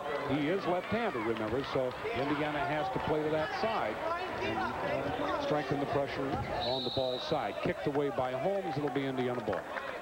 See, that's Lambiot, the 4-inch height advantage on Hillman, kind of that jump hook shot. And Joe had really good position, but couldn't stop it. Sloan comes in for Jadlow. And still Northwest with that pressure at half court. And Indiana's just got to move that ball through that wall of defense, get it down to that baseline as quick as they can. There it is. And that's how you get a good shot right there. Goaltending and get the basket to Hillman. Indiana with 2 players in double figures already. Take a look. Good penetration there. And right there's the goal. 32-23. Still that 9-point lead. Meeks pressuring Holmes. Tried to draw the foul. There's Holmes again. And Schwabe with an offensive foul, pushing off as Brian Sloan did an excellent job of adjusting, sliding down. We saw that right elbow. Let's watch it now. Watch, he's going to dribble left-handed. Watch his right hand. There's the left-hand dribble right there, right to the stomach, and he got caught for it. So Northwestern now with 2 players in foul trouble. Bounce inside to Edwards, drops it off. Right back to Edwards. They do a good job of recovering. They're in a zone now. Inside, Robinson knocked away. I heard some skin on that, but apparently it went undetected by the officials. That sounds a little prejudiced, doesn't it?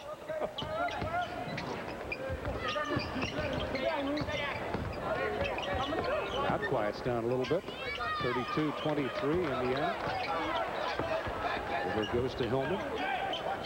Right back over to Edwards.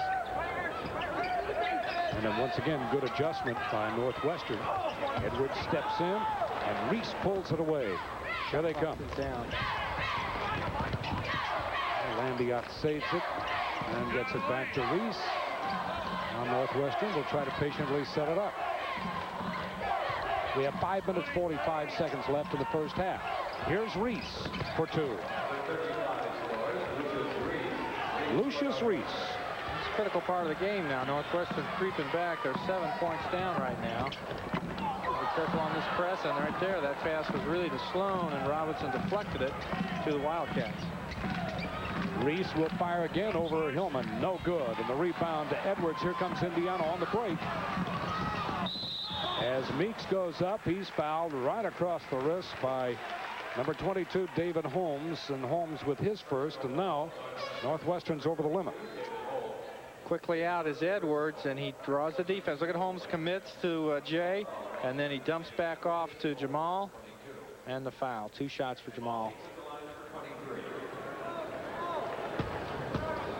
Jamal did a great job the other night against Purdue in clutch situation with some free throws under a lot of pressure.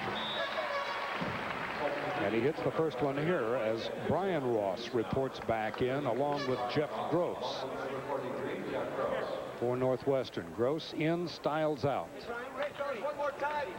And Holmes is out as well. And those conditions like that in a pressure game are a lot to ask of a freshman, but he's responded well last. And that's why he's getting so much playing time. He does a nice job of against pressure defenses, which we're seeing here today. It's a half court, but going through that pressure and then dishing off to the open man. Ross is very quick. Sloan steps out to help. Turnaround and up off the glass again. Lucius Reese with a pretty good shot. 6'6", but he's using that height very well, getting the ball in the post and taking that shot. Anderson's going to check in for Indiana. Once again against that 2-3 zone. Robinson high in the air. That's not going to fall. And knocked away, and a foul, and that'll be against Joe Hillman. As Ross and Hillman tried to chase it down, Joe just a little bit late. Indiana now with its 6th team foul, so Northwestern is not at the line yet, and Hillman will take a breather. He's been replaced by Anderson. Indiana with a little taller lineup now than they had just a moment ago. Anderson goes right on to Reese to use his height a little bit to stop that play inside. That's flown. And I think he's going to be fouled, or called for the foul, rather. Tried to get that steal and didn't quite have the right lane or position to get through there. And that does put Northwestern at the line now. 4.5 minutes, 4:32 exactly, remain in this first half. 34-27. It's only a 7-point lead. Indiana's enjoyed much more than that here in the first half, and they've watched it just slowly disappear as Northwestern takes advantage of some Hoosier turnovers. Now even more, as Brian Ross, the junior from Cincinnati, went to Mount Healthy High School, hits the first of a 1-and-1. And the second. 34-29. More pressure. Up it comes to Robinson. Now Meeks to Edwards. Ball was deflected by Gross. Inside to Meeks. Off the rim. No good. Tipped up. I think we're going to have a goaltending call to count the basket. Burl with great observation from his outside position, saw Northwestern over the rim. And that was Ross. It looked like he was trying to get the rebound. Watch 34 or 32. He nearly blocks the shot and then go over the rebound, touches the rim with the ball over the cylinder. So that's goaltending. And a whistle stop. Phil Bova stopped the game. He thought Mark Robinson was injured, so that will be an official's timeout. The basket will not count. And that brings Bill Foster up because he had a 5-on-4 and ended up getting a good shot at the basket, which won't count. Robinson's okay, and play will resume. That's a break for the Hoosiers. There's Reese. Anderson sliding down with him. And almost knocked away. Lambiot will not step in, but he takes the shot, and Indiana just mentally broke down on the rebound. Give that basket to Brian Ross. And over on the weak side, and as you mentioned, about 8 out of 10 rebounds will go to that other side from the baseline, and an easy rebound for Northwestern. Still 5-point lead. Northwestern's pressure causing Indiana some trouble, and it's 36-31. Oh, Meeks with a really quick step, and I think he's drawn a foul on Lambiot. Yep, it's on Lambiot, his first. And that will send Jamal back to the line. That's why Jamal's in there. Let's watch from the baseline. Fakes the shot, goes the left-hand dribble, and makes contact with Lambiot.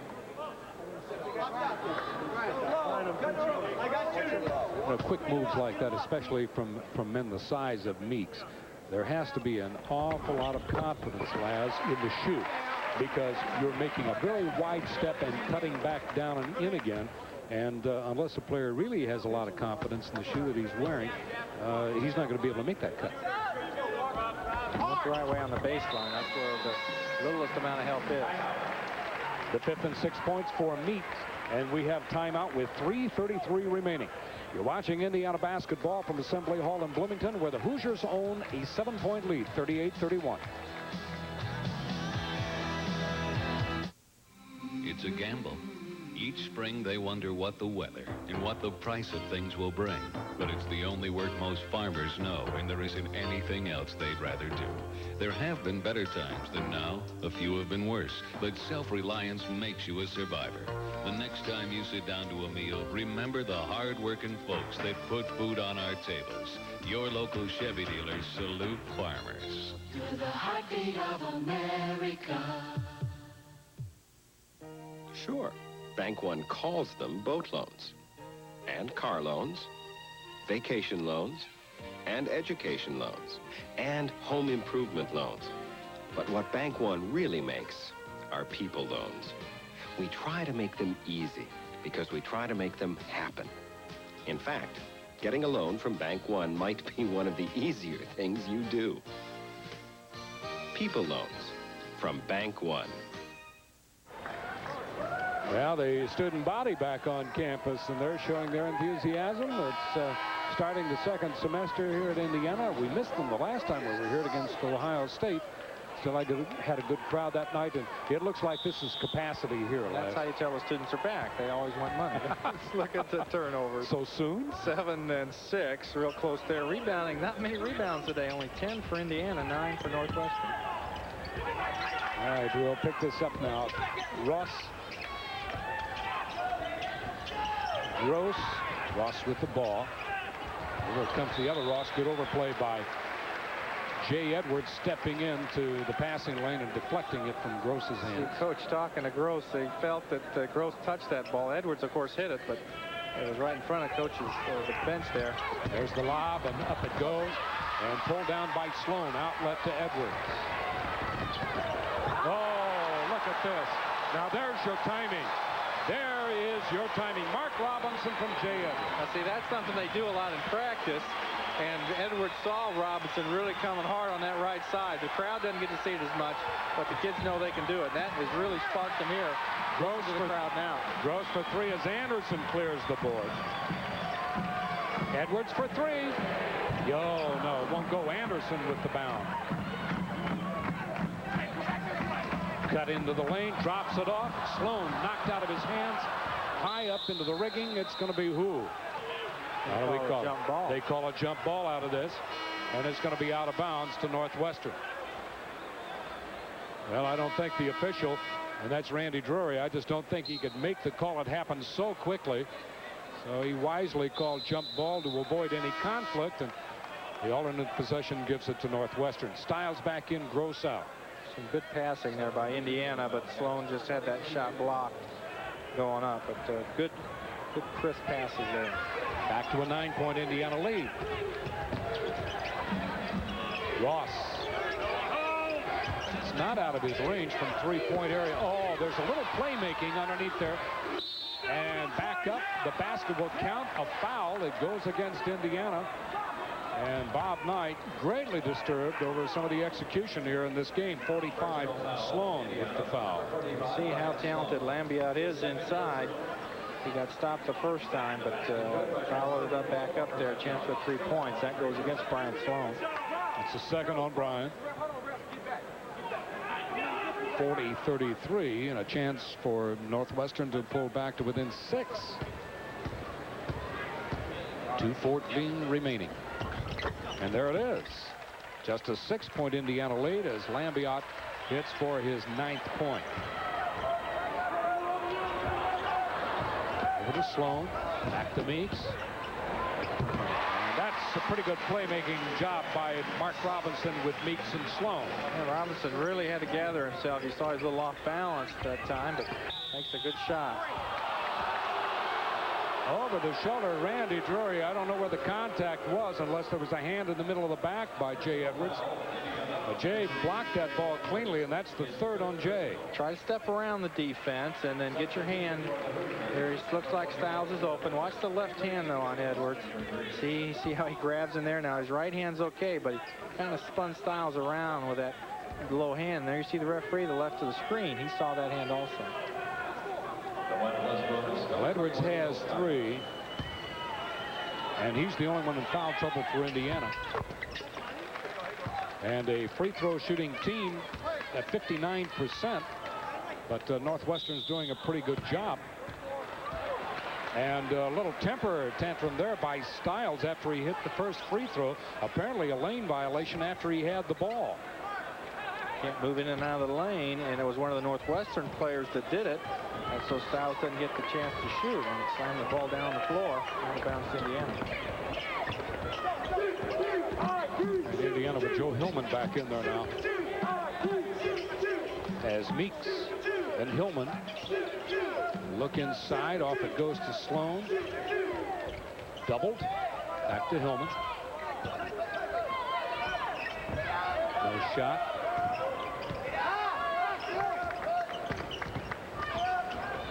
Down to Sloan. No. Doubled, but Northwestern does a good job of getting it out. That was Reese. Look at this quick pass up to Lambiot. Leans in, and that left-handed hook. Very effective. He has 11. And it's a 5-point game, 42-37.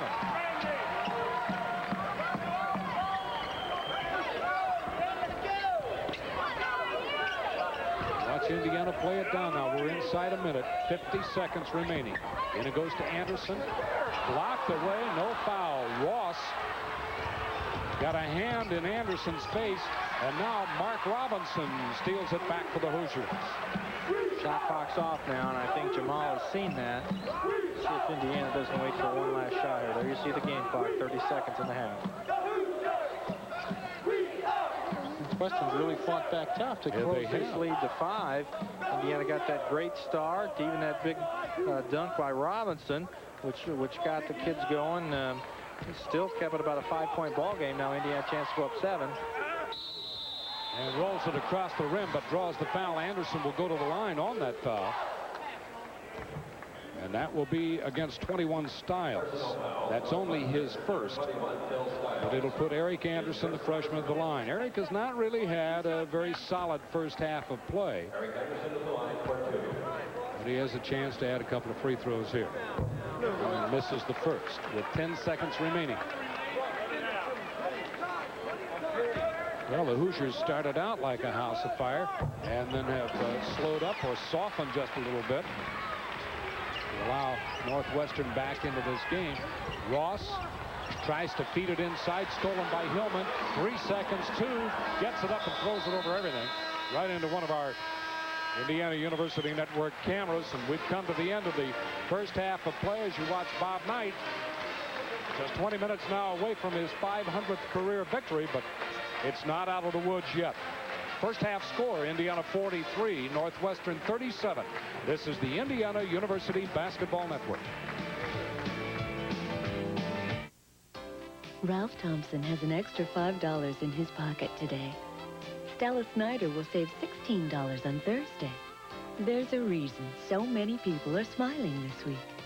Their Hooks pharmacist in green will fill their prescription with a top-quality generic drug.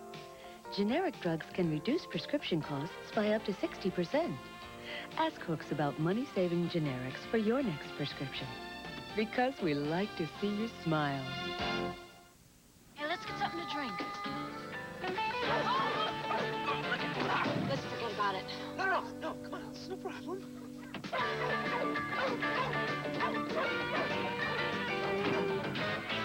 Now, how do we get back in? Hey.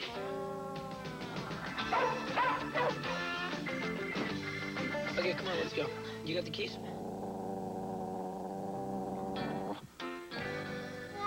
This is not a problem. The weather looks perfect. Honey, I packed your favorites. Great. I'm really looking forward to our hike. Me too. The river and flowers are gorgeous. Adventure, fun, and active lifestyle. The Cruise Master by Georgie Boy, the Motorhome People. Check, check, check, check, check, check marks, marks RVs. Why did I buy a Chevy Cavalier?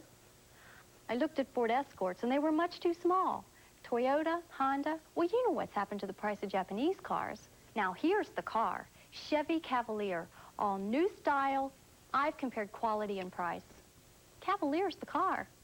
See your local Chevy dealer and save up to $1,100 on Chevy Cavalier with cashback and option savings. In Central Indiana, we drive Chevy. Cavalier's the car.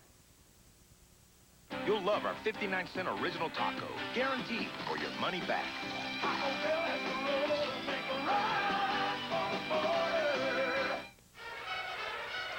Well, we're at halftime 43-37. When we get the play-by, it will be interesting to see where this all began to fall apart a little bit for Indiana. It jumped out very quickly to an 11-point lead. I think it was up to a 12-point lead at one time. Indiana led 8-0 at the start of the game, and then just bit by bit, Northwestern kept picking away at some mistakes Indiana was making. Yeah, Indiana got that great start. To give Northwestern a lot of credit for not getting flustered here, especially on the road, and they've made this a ball game, just 6 points at the half. We have unofficial scoring. Lambiot Walker will be the leader for the Wildcats. We'll have official scoring for you a little bit later on. Jay Edwards, leading scorer for Indiana, also with 11. Today's game between Indiana and Northwestern is being played at Assembly Hall in Bloomington, Indiana.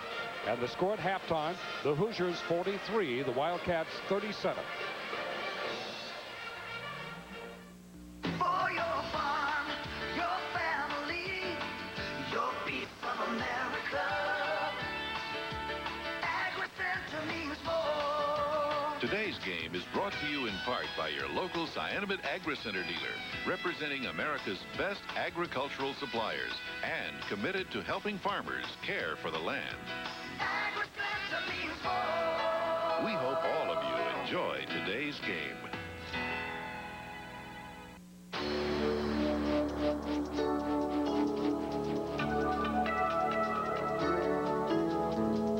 The Clydesdales, the symbol of Budweiser quality.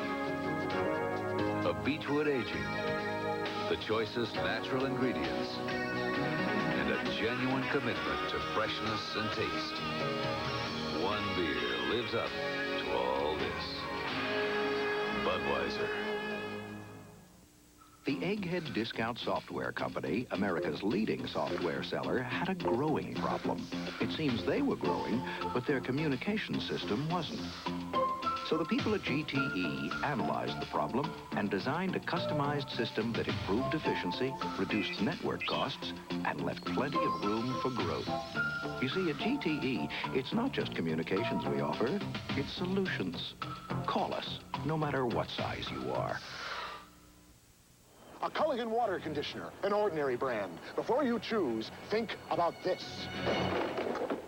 Culligan has been an expert for over 50 years. So if anything should happen to a Culligan water conditioner...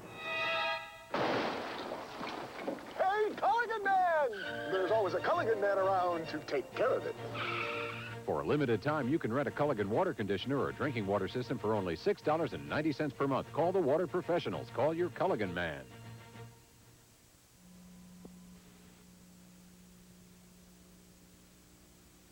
This is IU Update. I'm Mike Pfeiffer. Last month, Indiana University officials unveiled a revolutionary new plan to sell future IU credit hours at today's prices. The response to that plan has been overwhelming. Literally, thousands of individuals have called a special toll-free number asking for more information about guaranteed tuition credits, or GTCs as they're being called. Here is that toll-free number to call if you would like more information about guaranteed tuition credits. 1-800-858-2600. High school students and others who plan to attend the Bloomington campus of Indiana University next fall need to be aware of some important deadlines rapidly approaching. Applications for admission to the university's Bloomington campus must be submitted by February 15th. Students who are admitted to the Bloomington campus and know they will be attending school there next fall must have their $50 deposit in by the 1st of May. Those interested in receiving financial aid must file their State Student Assistance Commission application as well as their financial aid form by the 1st of March. Students need to be aware that part of the financial aid process also involves the submission of 1988 federal tax returns for both students and their parents. We'll be back with more IU Update right after this. Money Magazine says it's among America's very best. It has the country's finest school of music. Its medical, business, law, and education schools are some of the best in the world. But today's best won't be good enough to prepare her for tomorrow. She's going to IU. That's what drives us forward so intensely. Indiana University. We're all for you. The Indiana University-Purdue University campus at Indianapolis is celebrating its 20th anniversary in 1989. Special events recognizing the anniversary will be held throughout the year, beginning with a celebration kickoff luncheon later this month. IU and Purdue had separate campuses in Indianapolis before 1969. Since then, more than 70,000 students have earned college degrees there. This Monday will be the 60th birthday anniversary of the late Dr. Martin Luther King, Jr. Students and administrators on many of IU's 8 campuses have planned events to mark the occasion. Nationally syndicated columnist William Raspberry will speak on the IU-PUI campus this Monday night. Former Congresswoman Shirley Chisholm will be on the Bloomington campus on Tuesday.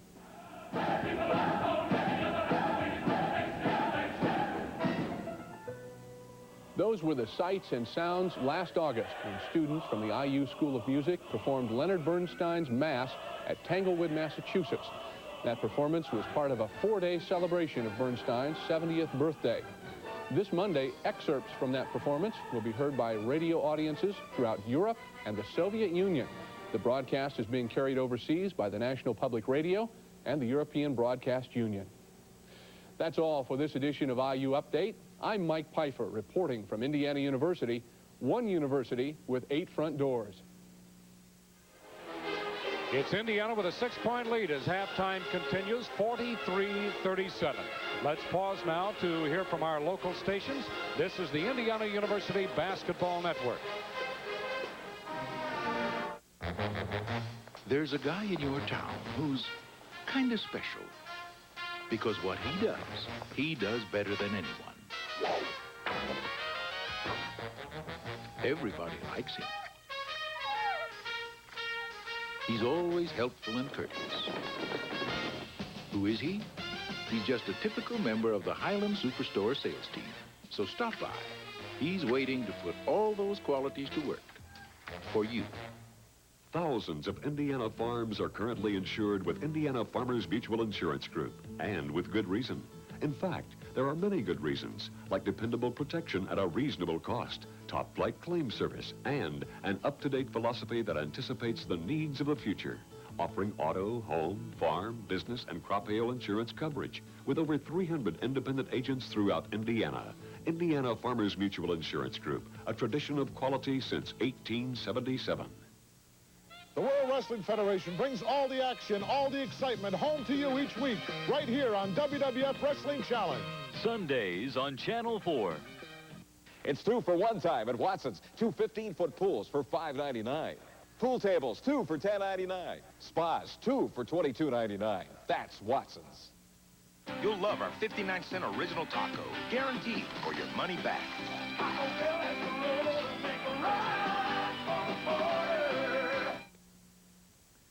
Once again, Indiana leading by 6 at the half. Elsewhere in the Big Ten earlier today, number 2 Illinois defeats number 5 Michigan by 12, 96-84. Up at Madison, Wisconsin early in the contest, the Badgers now leading the Boilers 9-6. And with less than a minute at Pauley Pavilion, it's Notre Dame 80, UCLA 77. So once again, Bob Knight going after 500 victories in his career. The 500 coming up perhaps in 20 minutes. Let's take you now back to Assembly Hall.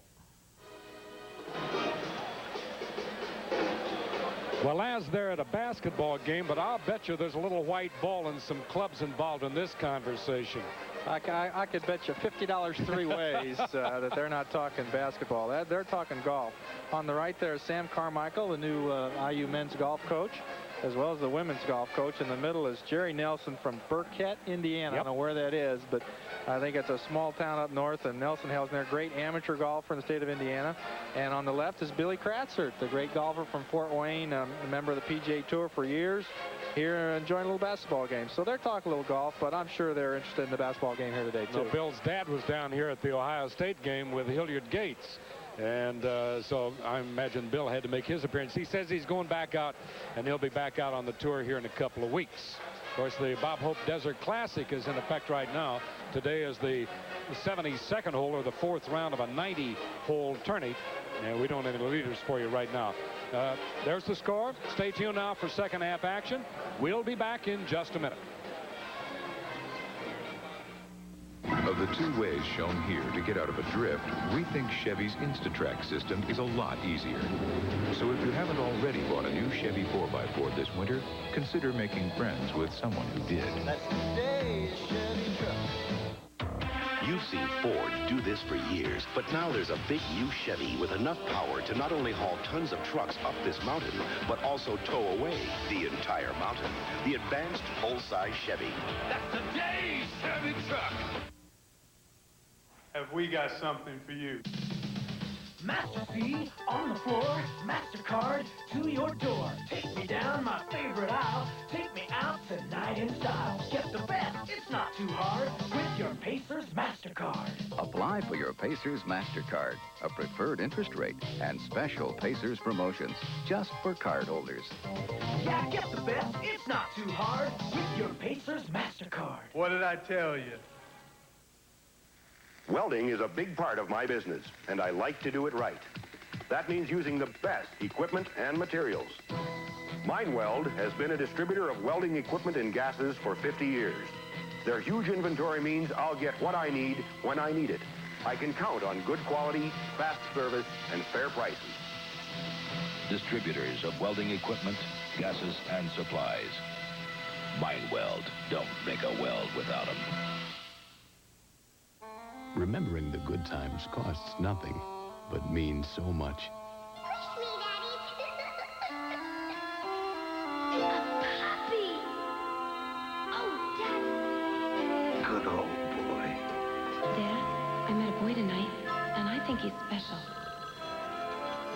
Hello. Hi, Dad. Annie, I was just thinking about you. These are the good times. Share them not so long distance with Indiana Bell. Get daily or extended wear soft contact lenses for $39.98, or 2 pairs of soft contacts in 2 different colors for $99.98 at Dr. Tavel's Premium Optical. Okay, halftime statistics, Laz, and surprisingly, they're pretty even. Well, look how well Indiana's doing, though. 66% from the field. Maybe not so well from the line, only at 6 of 9, 13 rebounds, 8 turnovers is middle of the road. But yet it's still a 6-point ball game. Northwestern shooting 50%, one of the few teams that has against Indiana. They're perfect from the line, even on the rebounds. I think Northwestern's played a good first half, and that's the reason they've gotten to where they are now. Indiana's got to come out strong here and show Northwestern it's going to be tough to get back into the league. Leading scorers for each team. Edwards with 11, starting to shoot well from the outside, but didn't take many shots late in the half, and that gave Northwestern a chance to get back. Hillman had 10, Robinson, Meeks, and Anderson. We got a report on Jones. He's had a tendonitis flare up in his leg, and that's the reason you saw Meeks play so much in the first half. He's available, but don't know whether Jones will play for Indiana. Lambie out there, big scorer, as expected, leads them with 11. Stiles and Schwabe with 6 each. Okay. Just observations in the first half. Indiana's defense breaking down a little bit, Laz, allowing the back cut and also allowing Lambiot, their leading scorer, into the paint where he's very effective with that left-handed shot. I think that's right, Chuck. Those two things, we saw a couple back cuts. Even if the guy doesn't go in for an uncontested layup, he's in good position to dish off. And then Lambiot's just a good one-on-one player, especially with his back to the basket. We saw that jump hook a couple times. Indiana's got to stop him inside because he can spark that team. 6 points, not a big lead, as you know, in any Big Ten. ball-game game. Okay, for Indiana, it's going to be Jadlow, Anderson, Hillman, and Linden will be starting the second half along with Jay Edwards. Sometimes it's best just to keep going on that. I'm not that familiar with tendonitis, but just kind of gets a joint rusty, if you will, and you got to kind of keep moving on. Let's see how long he can go there. Well, that was what I was going to ask you, whether or not, Laz, you knew whether or not you tried to burn it out or what. But see what he does. Indiana with the ball inside. It goes to Anderson on a post move, misses the basket. Anderson just posted up, turned right around for the ball, and should have had two. Ross with the shoulder of Joe Hillman off him and dishes it off. Here's Lambiot. Watch that very quick step for a big fella, 6'6". Actually, he's not that big, but he's got a good first step. Knocked away and out of bounds as Hillman makes a good defensive move. See if there's a switch here, because Linden was on Lambiot, and yes, that was just because of the switch. Hillman will be still on Lambiot in the second half. Ross works it out. Indiana with the first possession misses the opportunity at the basket, and a step around by Peterson. He gets two. Peterson starts the scoring off for Northwestern in the second half as Anderson got caught on top on an overplay. Jones knocked away. Good defense, and Linden threw it right into it. Up it comes to Stiles over Hillman for two more. We have a ball game. Two-point game right now. It's Linden Jones with that last turnover. Now the crowd's starting to pick up a little bit. Northwestern playing very tough defense against Indiana. In it goes to Anderson. He puts it up, dishes to Jadlow. Boy, they waited an eternity to call that. He was fouled going up and then coming down. And that's going to go against Lambiot, 34, his second. Indiana's still getting the ball inside. That's good to see. Let's watch Jadlow now. He's coming across the lane, watching the ball. Gets the pass coming in, waits for the fake. Fell away a little bit, so not much chance for a three-point play, but he's at the line for two. All right, watch the technique. He didn't fall away on that one. No. You pointed that out. A good rotation on that shot. Sometimes he just hurries a little bit. Let's see it. Oh, that looks pretty good. And the basket was good, too. 7 points for Jadlow. A lot of times you can tell just by the form whether it's going to have a chance to go in. And he looked good on both of those. Oh, and up to the glass again. Lambiot for two more. Northwestern's just getting it in too close, too easily. Last two times have been layups. And somebody's got to be in there stopping Lambiot. Offensive foul against Indiana.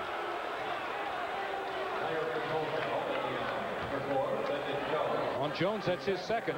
Let's watch it now. See if Ross has position. Here he comes. It's a close call. The ref's right there, though. Schwabe handling the ball. He seems to be just sort of a trigger, but he takes it to the glass and draws the foul, and that's going to go against Jones. Well, Linden having his problems. He's picked up 2 quick fouls here in the second half, and we have yet to play 2 minutes. See Jamal coming off the bench. He's going to come in for Linden. It's interesting, not making excuses, but a little flare-up, muscle flare-up might be causing some problems, Flash. You don't know. You just can't tell. That's right. You can't tell. Looked like he was moving well out there. Sorry, hits the first. Schwabe with a chance to tie this game. And Indiana on the verge of putting it away in the first half. We do have a tie game. Indiana led by 13 on 2 occasions at the 12:03 mark, 23-10, and at the 10:30 mark, 27-14, and they saw that lead disappear. Hillman takes it in the paint and draws the foul. That time a 3-quarter trap by Northwestern, so they're showing a different press. Indiana broke it easily with Edwards coming down the lane. Just 2 team fouls now on Northwestern. Okay, the foul was against Stiles, his second. Shot was no good. Tipped up. Jadlow forces it back up. He'll go to the line. Anderson tried to tip it in. It wouldn't go, and Jadlow got both hands on the ball, and he'll be shooting 2. A little better action now for Indiana inside. Here's Jadlow. Slips out of his hands, but he did a nice job picking it back up. Peterson right there for the foul. And that's the 4th on Peterson. So the freshman sits down as Brian Ross, 32, reports back in. Ross with 4 points in the first half, and he played a pretty good game at the boards. Nope, won't go.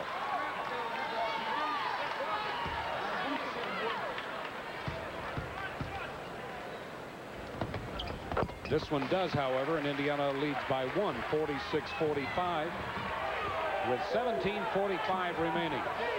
Now let's watch to see what Northwestern does here. They have a chance to take a lead for the first time.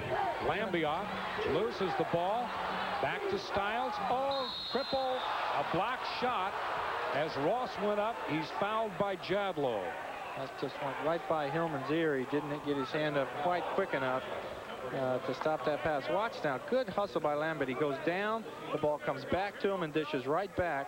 And here it comes right by Hillman. He didn't get his hand quite quick enough.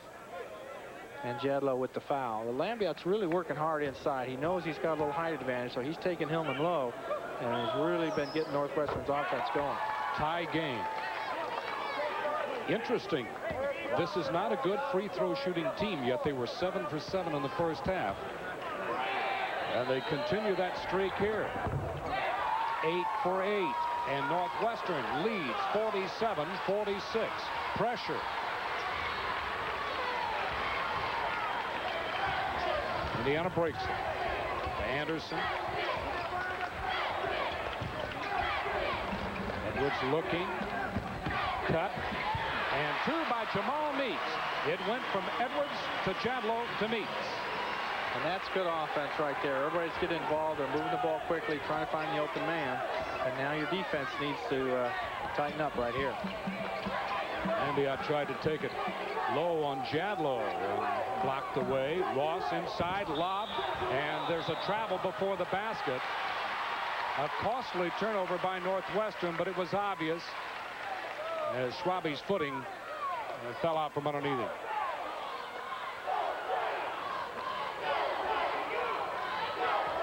A token pressure now by Northwestern, although they will try to trap the ball.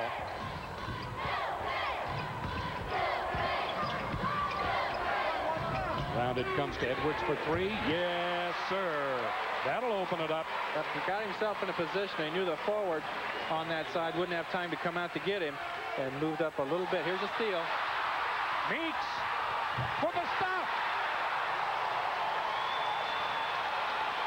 He lit the crowd up. He lit them up. We have a timeout.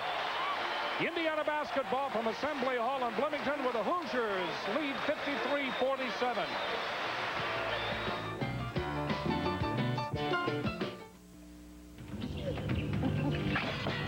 What's that?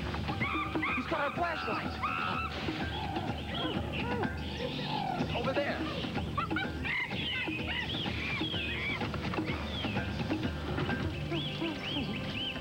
Good, Monkey. But Ed said Bud Light. If you want the one light that outshines them all, ask for Bud Light, because everything else is just a light. So hard to get good help. No matter where your farm is, no matter what you grow, all across America,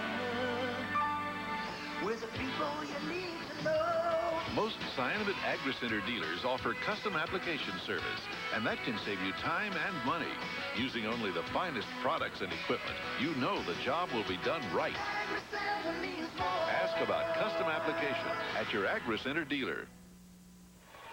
We got this crowd back into the game on this one. Yep, I don't think a lot of the folks knew Jamal could stuff one, and I think he surprised them here. 2 looks at it, and he's getting up pretty high for a little guy. But look at him. The crowd got excited. Indiana's got a 6-point lead again. Well, we tell you it's stretching it when you say he's 6 feet tall. He might be right at it, but Jamal just brought this crowd of 15,468 to its feet with that last play. Now, Northwestern with the ball. Let's watch the defense now. Lambiot's the one you got to watch. He's getting help. Hillman got help that time from Jadlow. And Jadlow with good deflection off the hand of Brian Ross. That brings Tate's Locke, assistant coach for Indiana, up, applauding that effort by Todd. Northwestern's not going to let it up, though. They go right back with the pressure. release it as Indiana gets across the line. Down on the line to Anderson. Back out on top for 3 more. Yes, sir!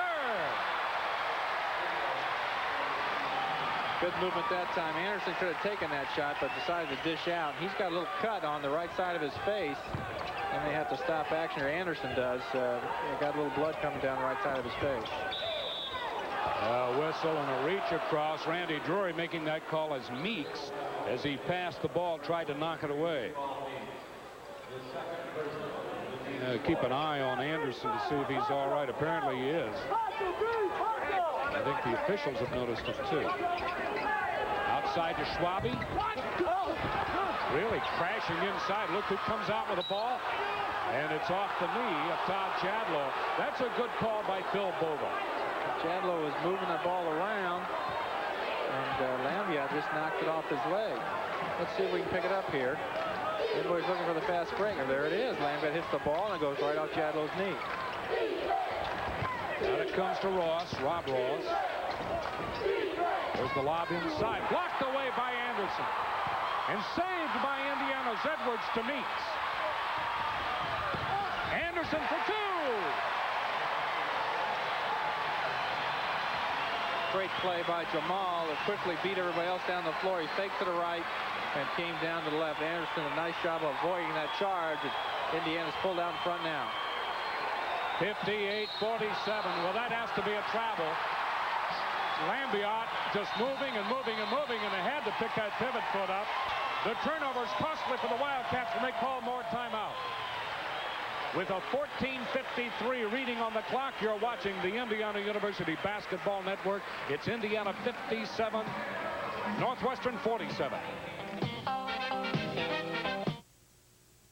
Have we got something for you?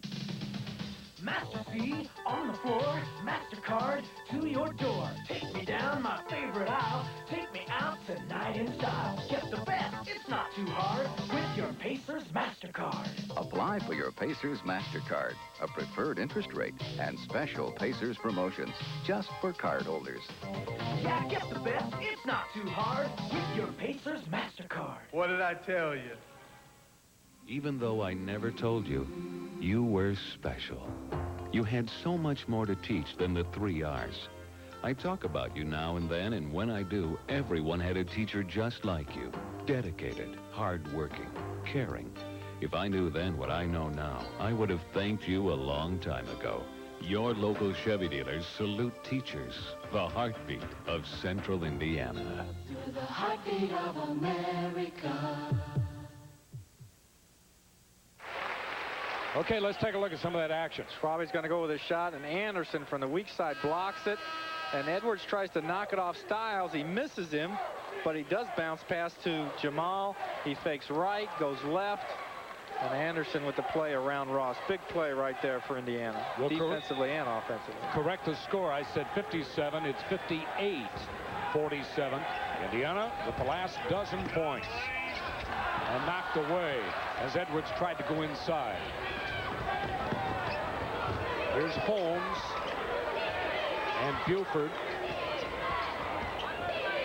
Terry cuts inside, pushes Hillman out of the play.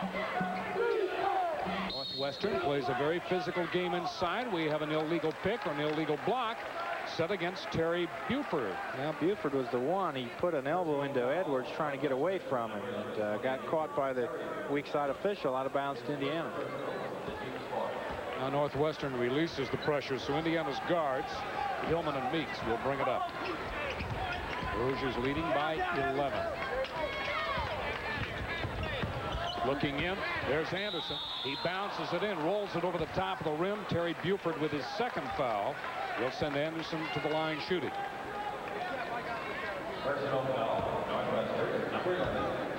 Better offense by Indiana, still getting the ball inside. That's what you want. Hillman to Anderson. The foul comes from behind. The freshman from Chicago DeSales. It's the first. He got out to his right cheek there. He caught a little cut there, maybe a fingernail. Second is good. 8th and 9th points for Eric. Substitutions. 4 players for Northwestern. That is platooning. Well, let's pick them up. Reese is back in. Rob Ross is back in. Lambiot is back on the court. Number 41. Seeing him for the first time. Well, not take it back. That's Schwabe. And number 35, that's Reese. Lambiot. Boy, there's a real jam over here. Oh, Drury calls a foul on Meeks. Reaching across Jamal. Trying to bounce the ball off Lambiot's knee. The team fouls are even at 5 each. That's the third on Jamal.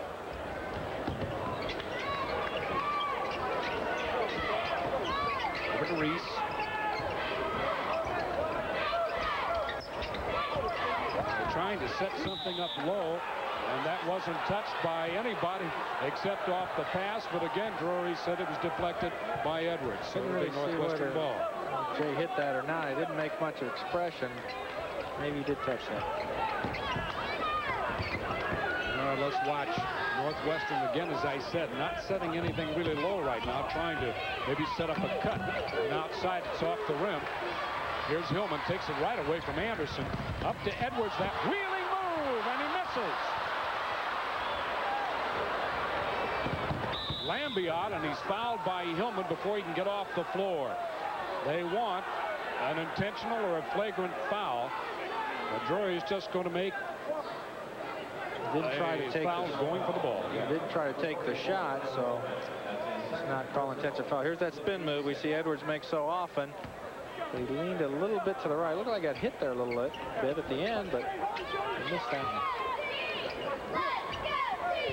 Schwabe moves on Jadlow, and Anderson goes up but commits the foul. It's either Anderson or Jadlow. Let's wait. It is Anderson. That's his first. Anderson, when he gets time to set himself, can really get up well to knock shots away. Now watch, he's coming over to help again on Schwabe, and looked like he did get him right there with the arm. He got a lot of the ball.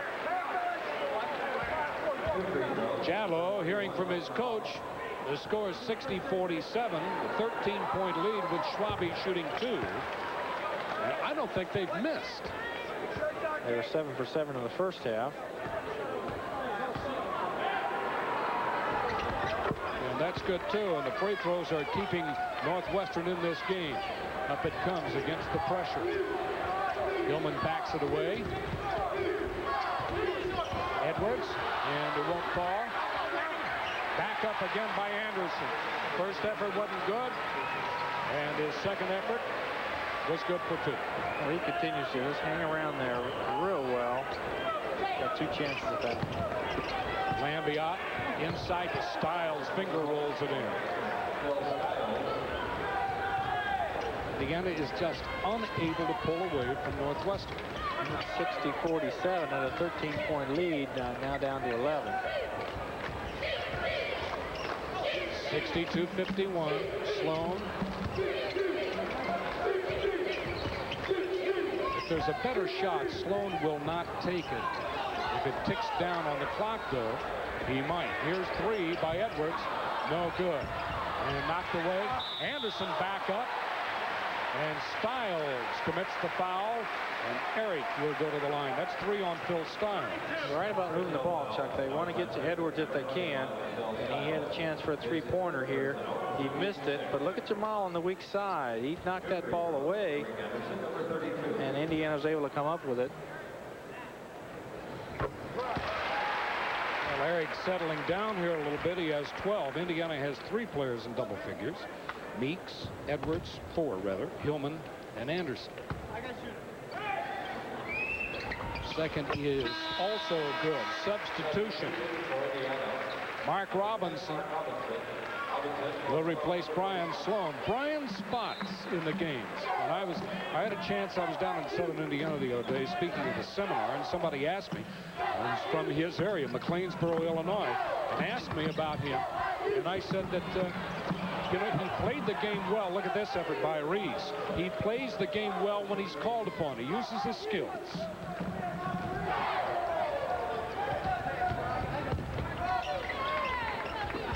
Indiana 64-53, an 11-point lead. They've led by as many as 13.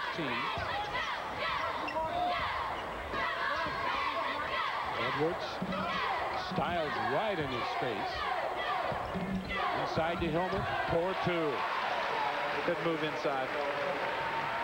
Like Indiana maybe running a little time off that clock too. Long pass by Northwestern. Throws it back out on top. Here's Ross. Dishes it back to Styles.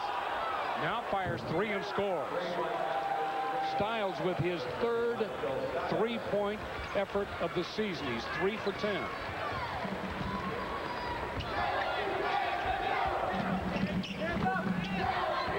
Down to Anderson. Plenty of room there. And inside won't go. Look at him chase it down. Underneath to Anderson. Hillman to Edwards to Anderson. The teamwork is paying off. Real good passes that time and ended up with an easy layup. Ross will fire 3. No good. Tipped up. No good. Tipped again. And Hillman tries to get Burl Sell out of the way, or at least Burl was trying to get out of the way. Hillman almost overran him. Now setting the pace a little bit better. Inside to Robinson. He'll go up. He's fouled on Lambiot, his third. That'll send Mark Robinson to the line. More substitutions. Gross back. Holmes back. As Styles and Ross will take a breather. Northwestern not afraid to use that bench. Get a lot of players in there. Indiana's offense has picked up a little, Chuck. They're moving that ball around. They're getting it inside where they want. They're taking time off the clock. Having a real good shooting percentage in the second half also, as they did in the first. Well, Mark Robinson continues to have problems at the line. Don Polite, the junior from Western Connecticut, replaces Lambiot. Robinson second, arching high. This time he hits.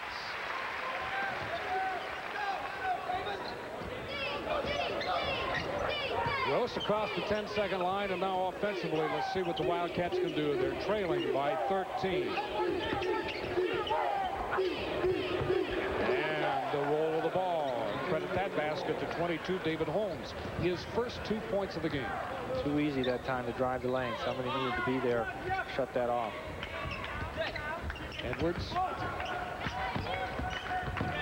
As Indiana holding this 11-point lead and the ball, trying to get something going to stretch the lead. Hillman. Over to Robinson. Meeks. And it's not going to fall. Look at Anderson right around the ball. Robinson puts it back up, arches it, misses everything. Holmes. Good shutdown by Indiana. Fans wanted to travel. And Indiana is just getting beaten to the ball, but fortunately a break there as Reese turned it over on the travel. It was Jamal and Hillman trying to get the rebound. Reese just reached out and grabbed it, but had to travel there as he got double teamed. There's Bill Foster. Inside 10 minutes, 9:25, 9.5 minutes remaining. Robinson. Edwards. Anderson on the baseline. No. Knocked away. Robinson goes up out of bounds. Clean block. Says the official. Stop, guys. Substitutions. Peterson is back in. Both teams will be in the one-on-one from here on. Both are over the limit. Hey, Jeff. Come out. Edwards faking that three-point shot. Indiana has spurted a little bit today. Here's 3. They spurted a little bit, Laz. They run it up for a while and then seem to relax the intensity. Well, you don't want to have that, of course, but they're hanging tough now. 14 points. He managed that three-point shot. Edwards tried to get it off the out-of-bounds play, but passed it up. Trying to get the drive going. And it's not going to foul. A foul underneath. That goes against 45 Peterson. And I believe if that is, yes, it is the call. Peterson has just fouled out at the 8:39 mark in the second half. So the freshman from Baldwin, Missouri, has picked up his 5th foul. The officials all turned away from the information being passed in on the bench, so we'll have 1 minute here for Bill Foster to put his substitute in.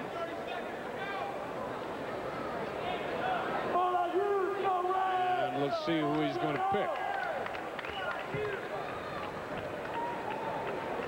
Got a little timer there at the scorer's bench, and they start the clock. It goes back to Schwabe. Sometimes the coach has to look at the situation, see who's out there, look at his bench, see who needs to get in, and then once he picks the player, it's Schwabe. He's got telling what he wants him to do in there, so it takes a while. That's why you have to put that time limit on it. The crowd here gets a little antsy, but Foster didn't hurry himself in. They cut that time allocation down as Anderson misses the free throw. Used to be on a 5th foul, you were allowed 2 minutes. Lambiot, and there's that lob over the top, blocked away by Anderson. Good night, he came from nowhere to get over Schwabe's shoulder. That was from behind. He's really becoming quite an artist at that shot block. Watch it, he gets the one that gets beat. Jamal helps him, and then Anderson slaps it from behind. But Indiana's giving up that lob, too. That's the other thing, Laz. Lambiot, and he takes it right between Robinson and Edwards, and we have a foul. The foul is going to be on Robinson. Marks first. Pass goes inside. Lambiot spins to his left. And the foul on Robinson.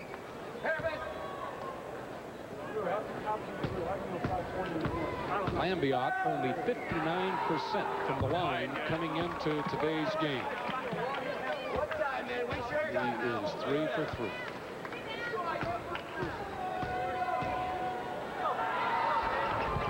And misses. I think that's their first miss. 8:13 remaining, 72-59. Hoosier lead is 13. Here's the cut by Edwards. And boy, they did a good job of shutting that down, Lambiot and Reese.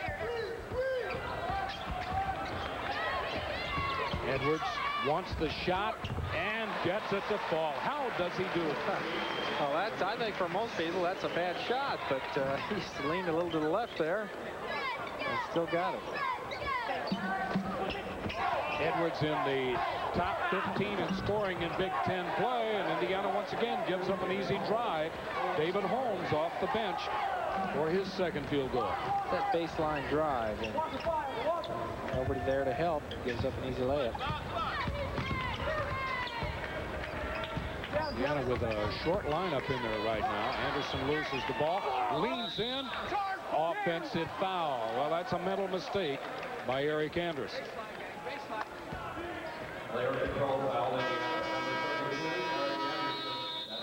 We have a timeout. Before we take a look at an isolation of that last foul, we'll remind you that you're watching the Indiana University Basketball Network. The Hoosiers still in the lead, 74-61.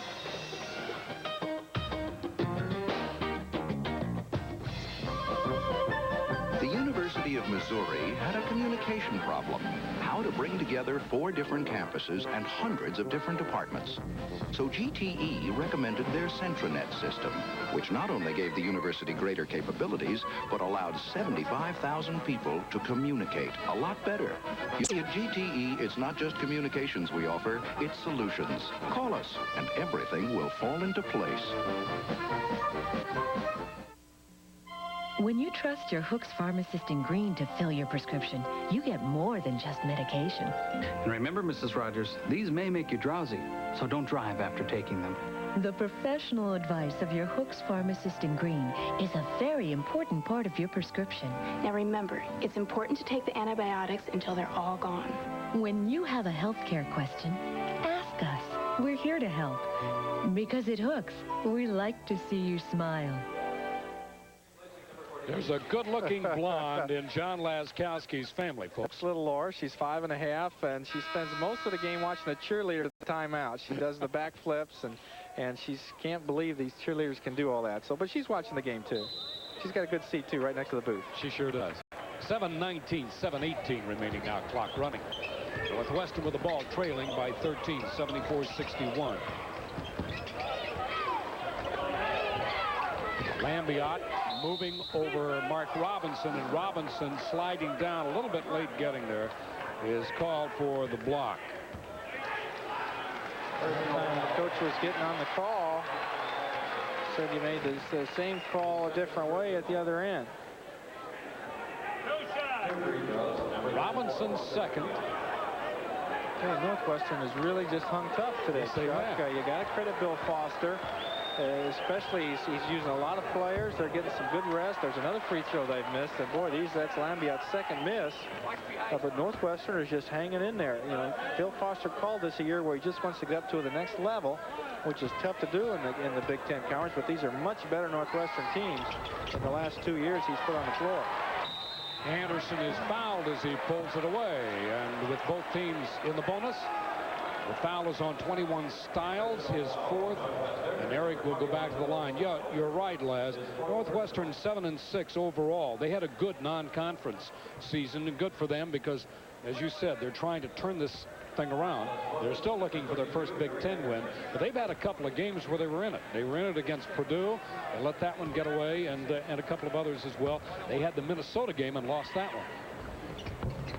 And on the 1-and-1, Anderson misses. Look at Hillman. Great job by Joe. Give Indiana another 45 seconds on that shot clock. Meeks off to Joe. You're right, he hasn't done a lot of shooting in this game, but his role has been very valuable. It won't go. Lambiot, look how quickly he gets it out. Oh, that is a good muscle move underneath by 21 Stiles. What Indiana needs to do is make Northwestern set up that half-court offense. That was off transition. You saw how quickly they got the shot away. Taken out of his hands, and we have a foul against Northwestern that's going to send Jamal Meeks back to the line. That's against 22, David Holmes. Indiana moved quickly on the offense then, too. They can start using some clock. Now, let's watch the drive. Jamal's trying to create something here. And as he goes up for the shot, he gets it knocked away. Freshman from Freeport, Illinois, sends it on its way and off the front of the rim. Well, I tell you, Indiana was doing such a good job for so many games at the line. They were 75%, and as a team, that's really not too bad. And then all of a sudden, it began to slip away a little bit. Knight says it's concentration.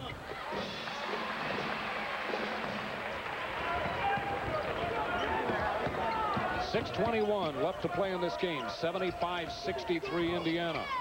And the Hoosiers have never been in a position where they could say it was put away. Robinson now with the task on Lambiot. He's staying close to him. Gives Indiana a little taller defensive player on their best offensive player. Well, they try to set up that back cut again. Schwabe from outside for two.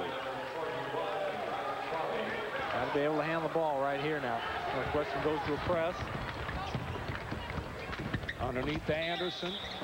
And a foul as Anderson, I don't think he was going to shoot. I think he was going to dish it back over to Hillman. No, I think they realized the situation here early in the ball game. He could have gone up for a shot that time, but I think they're looking for that open shot before they take it. They'll just soon run the clock. Just got fouled, so it's 1-and-1 now instead of 2. Eric Anderson, second leading scorer in the game with 16. Leading scorer thanks to some good three-point shots is Jay Edwards with 22. Look how high Robinson goes for the ball, and it's going to go against Schwabe as Hillman very alertly. Hillman was breaking back up court, saw the ball deflected by Robinson, and came back to pick it up. He got a little knee there. They knocked knees inside, and Hillman came up limp a little bit. Watch it. Robinson from the back. Hillman runs all the way in from behind three-point right there. Did you see Schwabe and Hillman's knees? I think Joe got the worst of that, but he's going to be at the line.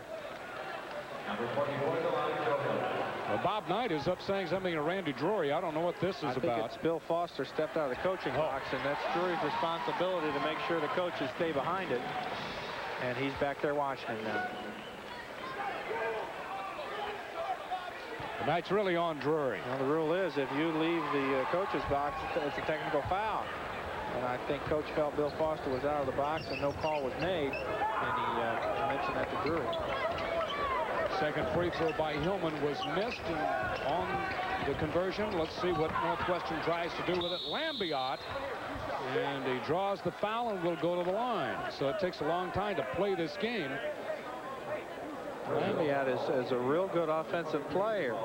Left-handed, that can throw you off a little bit. Watch him now. Watch Robinson Lambiot. He moves well without the ball. He guards off with the left hand, right hand, excuse me, and then reaches with the other hand. He gets the ball. He spins inside. Good offensive player.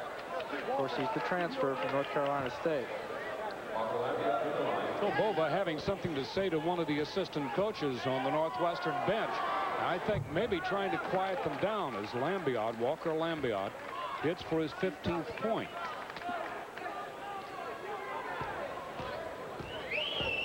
Woodstock, Virginia is his home, and he's 2 for 2 on this trip. 77-67, up to Edwards. Tough place to pick the dribble up, but Jamal did the right thing, came back to help, and now they run a little clock. See how he sets it up. Northwestern has to go back to man-to-man. That's a good power move by Mark Robinson, and over-the-shoulder foul by David Holmes, his 4th. So Holmes seen very little playing time, but has picked up 4 quick fouls. And Joe Hillman, there you see a shot of him. He's the one who made the good pass into Robinson. And that's moving the ball around, running the time off the clock. Now a chance for 3 points. Those are the kind of offensive series Indiana needs now. And it still won't go. Robinson as Lambiot outlets to Stiles. Holmes. And they come over to try to set a pick. Indiana adjusts well. A little toe stutter there by Lambiot, and the fans wanted a travel call. Reese, they try to back cut again on Robinson. Yeah, Lambiot couldn't shake him. See how long it's taken Northwestern to get a shot away. We're already down to 15 on the shot clock.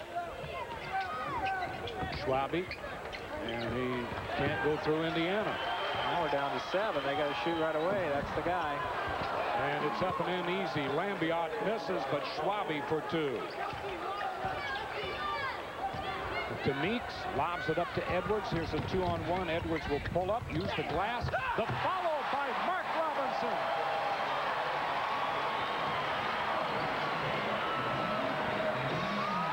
That's twice today he's shown this crowd his leaping ability. That time, great timing on a rebound.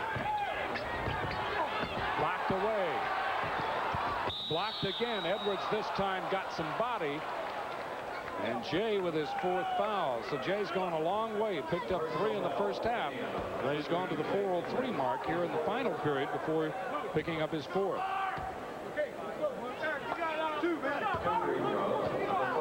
He's going to put Schwabe back at the line.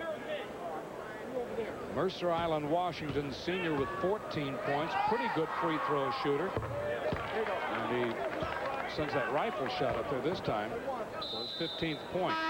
Here's Polite. That's where Indiana's got to be careful on the press. You got to know Northwestern's got to create some turnovers. And if Indiana plays this press correctly, they can get down the other end with a 2-on-1 or a 3-on-1 to get a chance to score. No press because Northwestern missed a free throw. Now with 3 minutes 57 seconds remaining, let's watch as Indiana tries to play off some of the clock or look for the good shot. And ideally you do both at the same time. Saved by Hillman.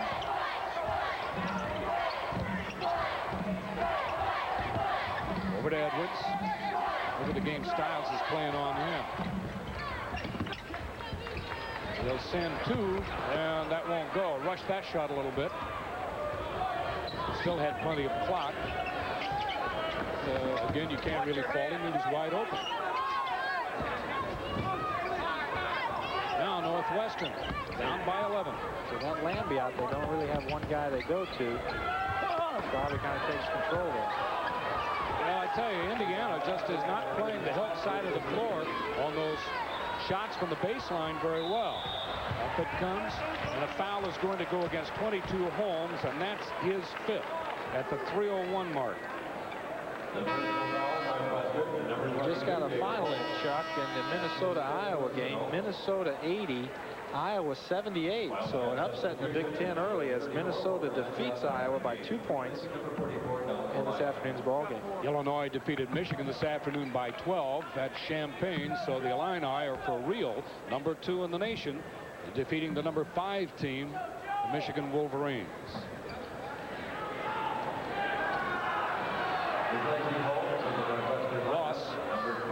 Bob Ross, number 12, back in, and he will replace 22 David Holmes, out with 4 points on 5 fouls. Just a 9-point game now, as Hillman is at the line for 1 and 1. Now a 10-point game. Indiana's had balanced scoring last. 22 from Edwards, 16 out of Anderson, 14 from Hillman, maybe 15, and 11 from Robinson and Meeks. That's a big plus to have Robinson and Meeks with 11 each. That's 22 points and a timeout. 3 minutes remaining. You're watching the Indiana University Basketball Network. The Hoosiers 83, the Wildcats 72.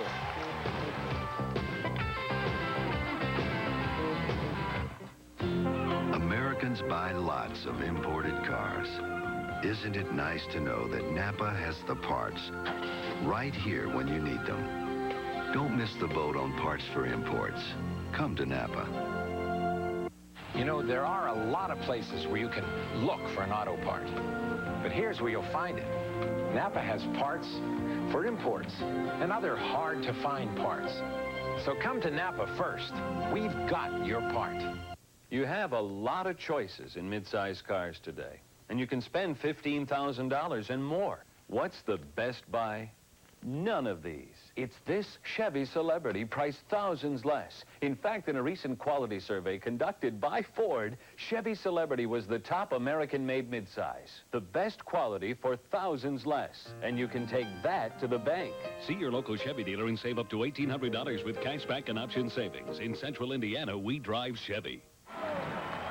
Well, the fans are sensing what is going to be something that all of them will remember years to come that they witnessed here, and that is potentially right now Indiana is 3 minutes, 1 second away from giving Bob Knight his 500th career victory.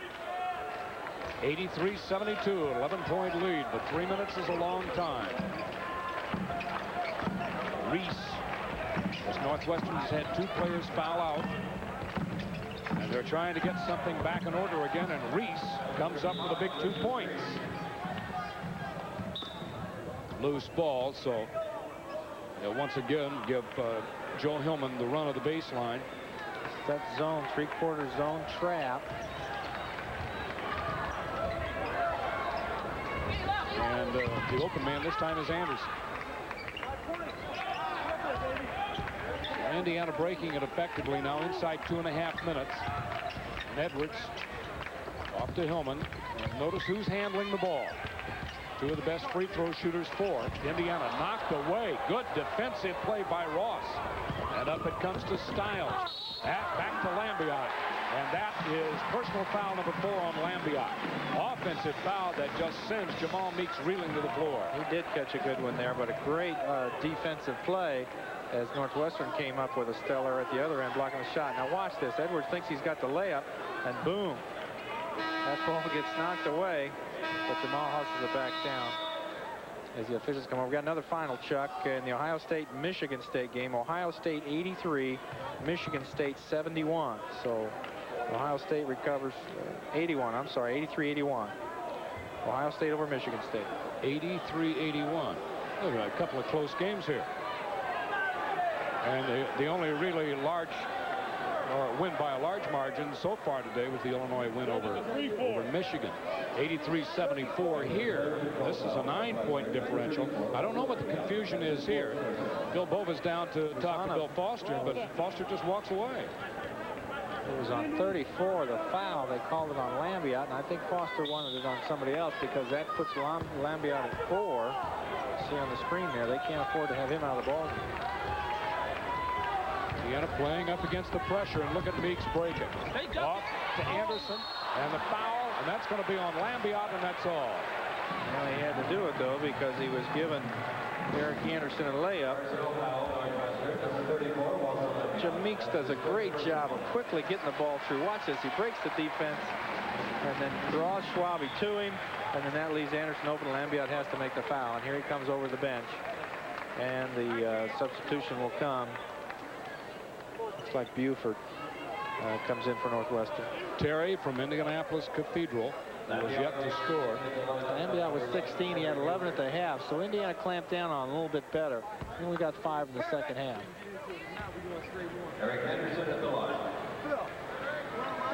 Anderson with 16 will have a chance to add 2 more.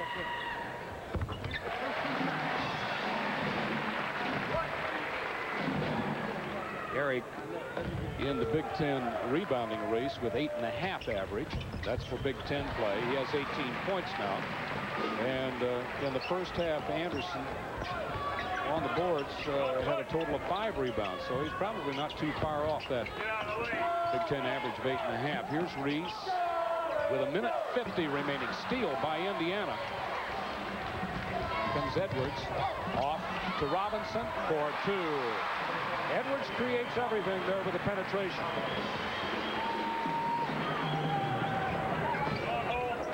Indiana moving away now. 87-74, back to that 13-point lead. I think they've only held a 14-point lead once. Buford. Back to Ross, and he lays it off for Stiles for 3. No. Tipped away by Robinson and saved. Now Indiana will work it up with 1 minute, 5 seconds remaining.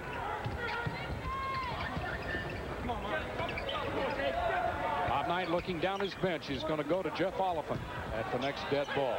And it goes to Anderson. A little cut being made on the ball side. A little roll by Hillman, and the Hoosiers throw it away. So with that dead ball, 2 substitutions. Chucky White and Jeff Oliphant. Oliphant for Hillman, and Jay Edwards is replaced by White. So Edwards and Hillman get a fine hand from this crowd of 15,468. So probably not one of his more active games. He sits down with 15, but nonetheless played good ball. It's just been a tough game for Indiana. Northwestern has shown a great effort here. And Schwabe, as Anderson turns away from the play, Schwabe just broke down to take that feed on the inbounds. Oliphant. And over the shoulder with Meeks working it out of trouble. And we have a foul. That's going to go against Northwestern, and we'll put Jamal back at the line. It's on number 35. And Lucius Reese has picked up his first foul at the 31-second mark. There you look at him. Just a moment ago, just on the verge, 31 seconds away from his 500th career win. He's not too happy. He doesn't care about that 500 right now. Got to be pleased with where Indiana stands now, Chuck, with a win here. That'll put him at 3-0 in the conference, tied with Illinois for first place with the Iowa upset that Minnesota handed to Iowa today. Second by Meeks is good. Jamal with 13 points. 29 seconds. Ross takes it right inside. Stiles left hands it up. And White rebounds for the Hoosiers. Meeks was fouled, but no call. Side to Robinson. They'll work it down. 7 seconds. 5, 4. Yeah! Give Jeff Oliphant 3 on that. It's all over. This crowd's on its feet. Bill Foster over to congratulate Bob Knight. Knight's record now goes to 500-183 on the career. 215-82 here at IU. And Knight and Schwabe exchanging greetings there, along with number 21 Stiles. Knight goes to the dressing room, and he'll have a chat with his boys. Maybe a thank you or two along the way for, look at this, that part instrumentally in helping contribute so many wins. That really big season, 31-1 in 1975. That's a good shot of Bob and Brian Schwabe. And I know you have fond memories of all those, Laz. Maybe we'll have a chance to talk a little bit about that when we come back. Final score, Indiana 92, Northwestern 76. We'll be back to check on the scoring and review today's game in just a minute.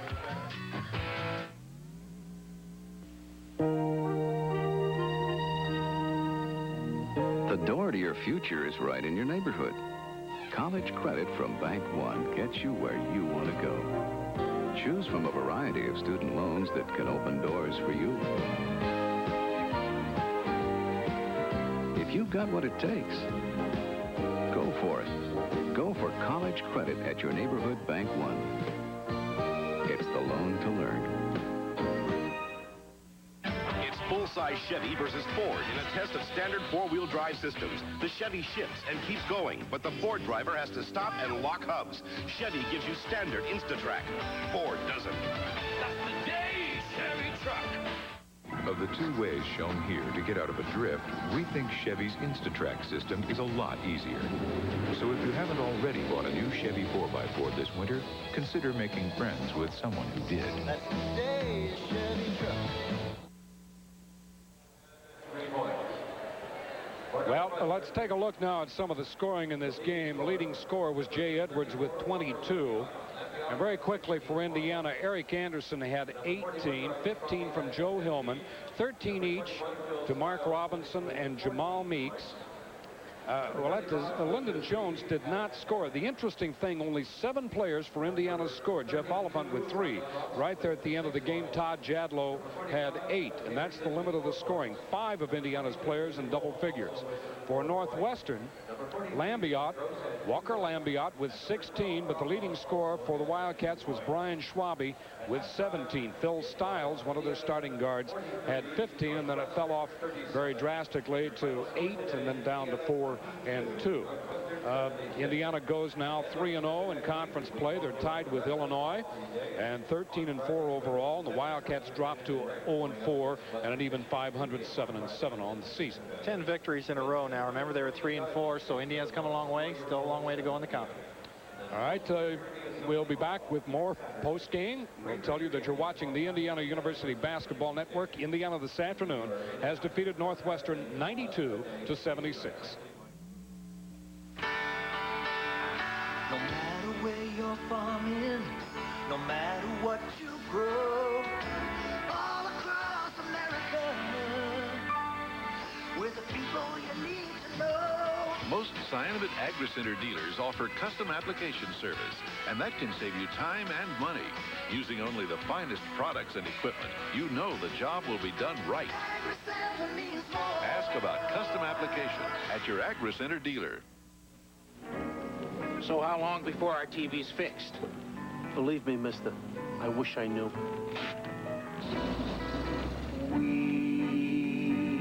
We'll meet again. Don't know where, don't know when. Sad to say, most appliance stores don't have their own service department. This message was brought to you by one that does. Highland. Well, the Hoosiers were able to manage their best differential in scoring right at the end of the game, Laz. 16 points. Final 92-76. Their best up until that time was 14, and they held a 13-point advantage several times, but Northwestern just never let up. Yep, and no rest for the Worry. Number 501. The coach has a chance for at Wisconsin this Thursday. On with the season. Yep, and we'll be up there, too. Be telecasting that game, too. There's a look at him. 500 victories, 183 losses in his 24 years of coaching. And you can bet that this will not be the last you hear of the coaching successes of Bob Knight. We'll continue after we hear from our local stations. This is the Indiana University Basketball Network. Oh, Harold, it's lovely. I hope you like it. It reminds me of when we first got electric light back when I was a child. Oh. Daddy used to draw his chair up to that light and read to us. Oh, and memories.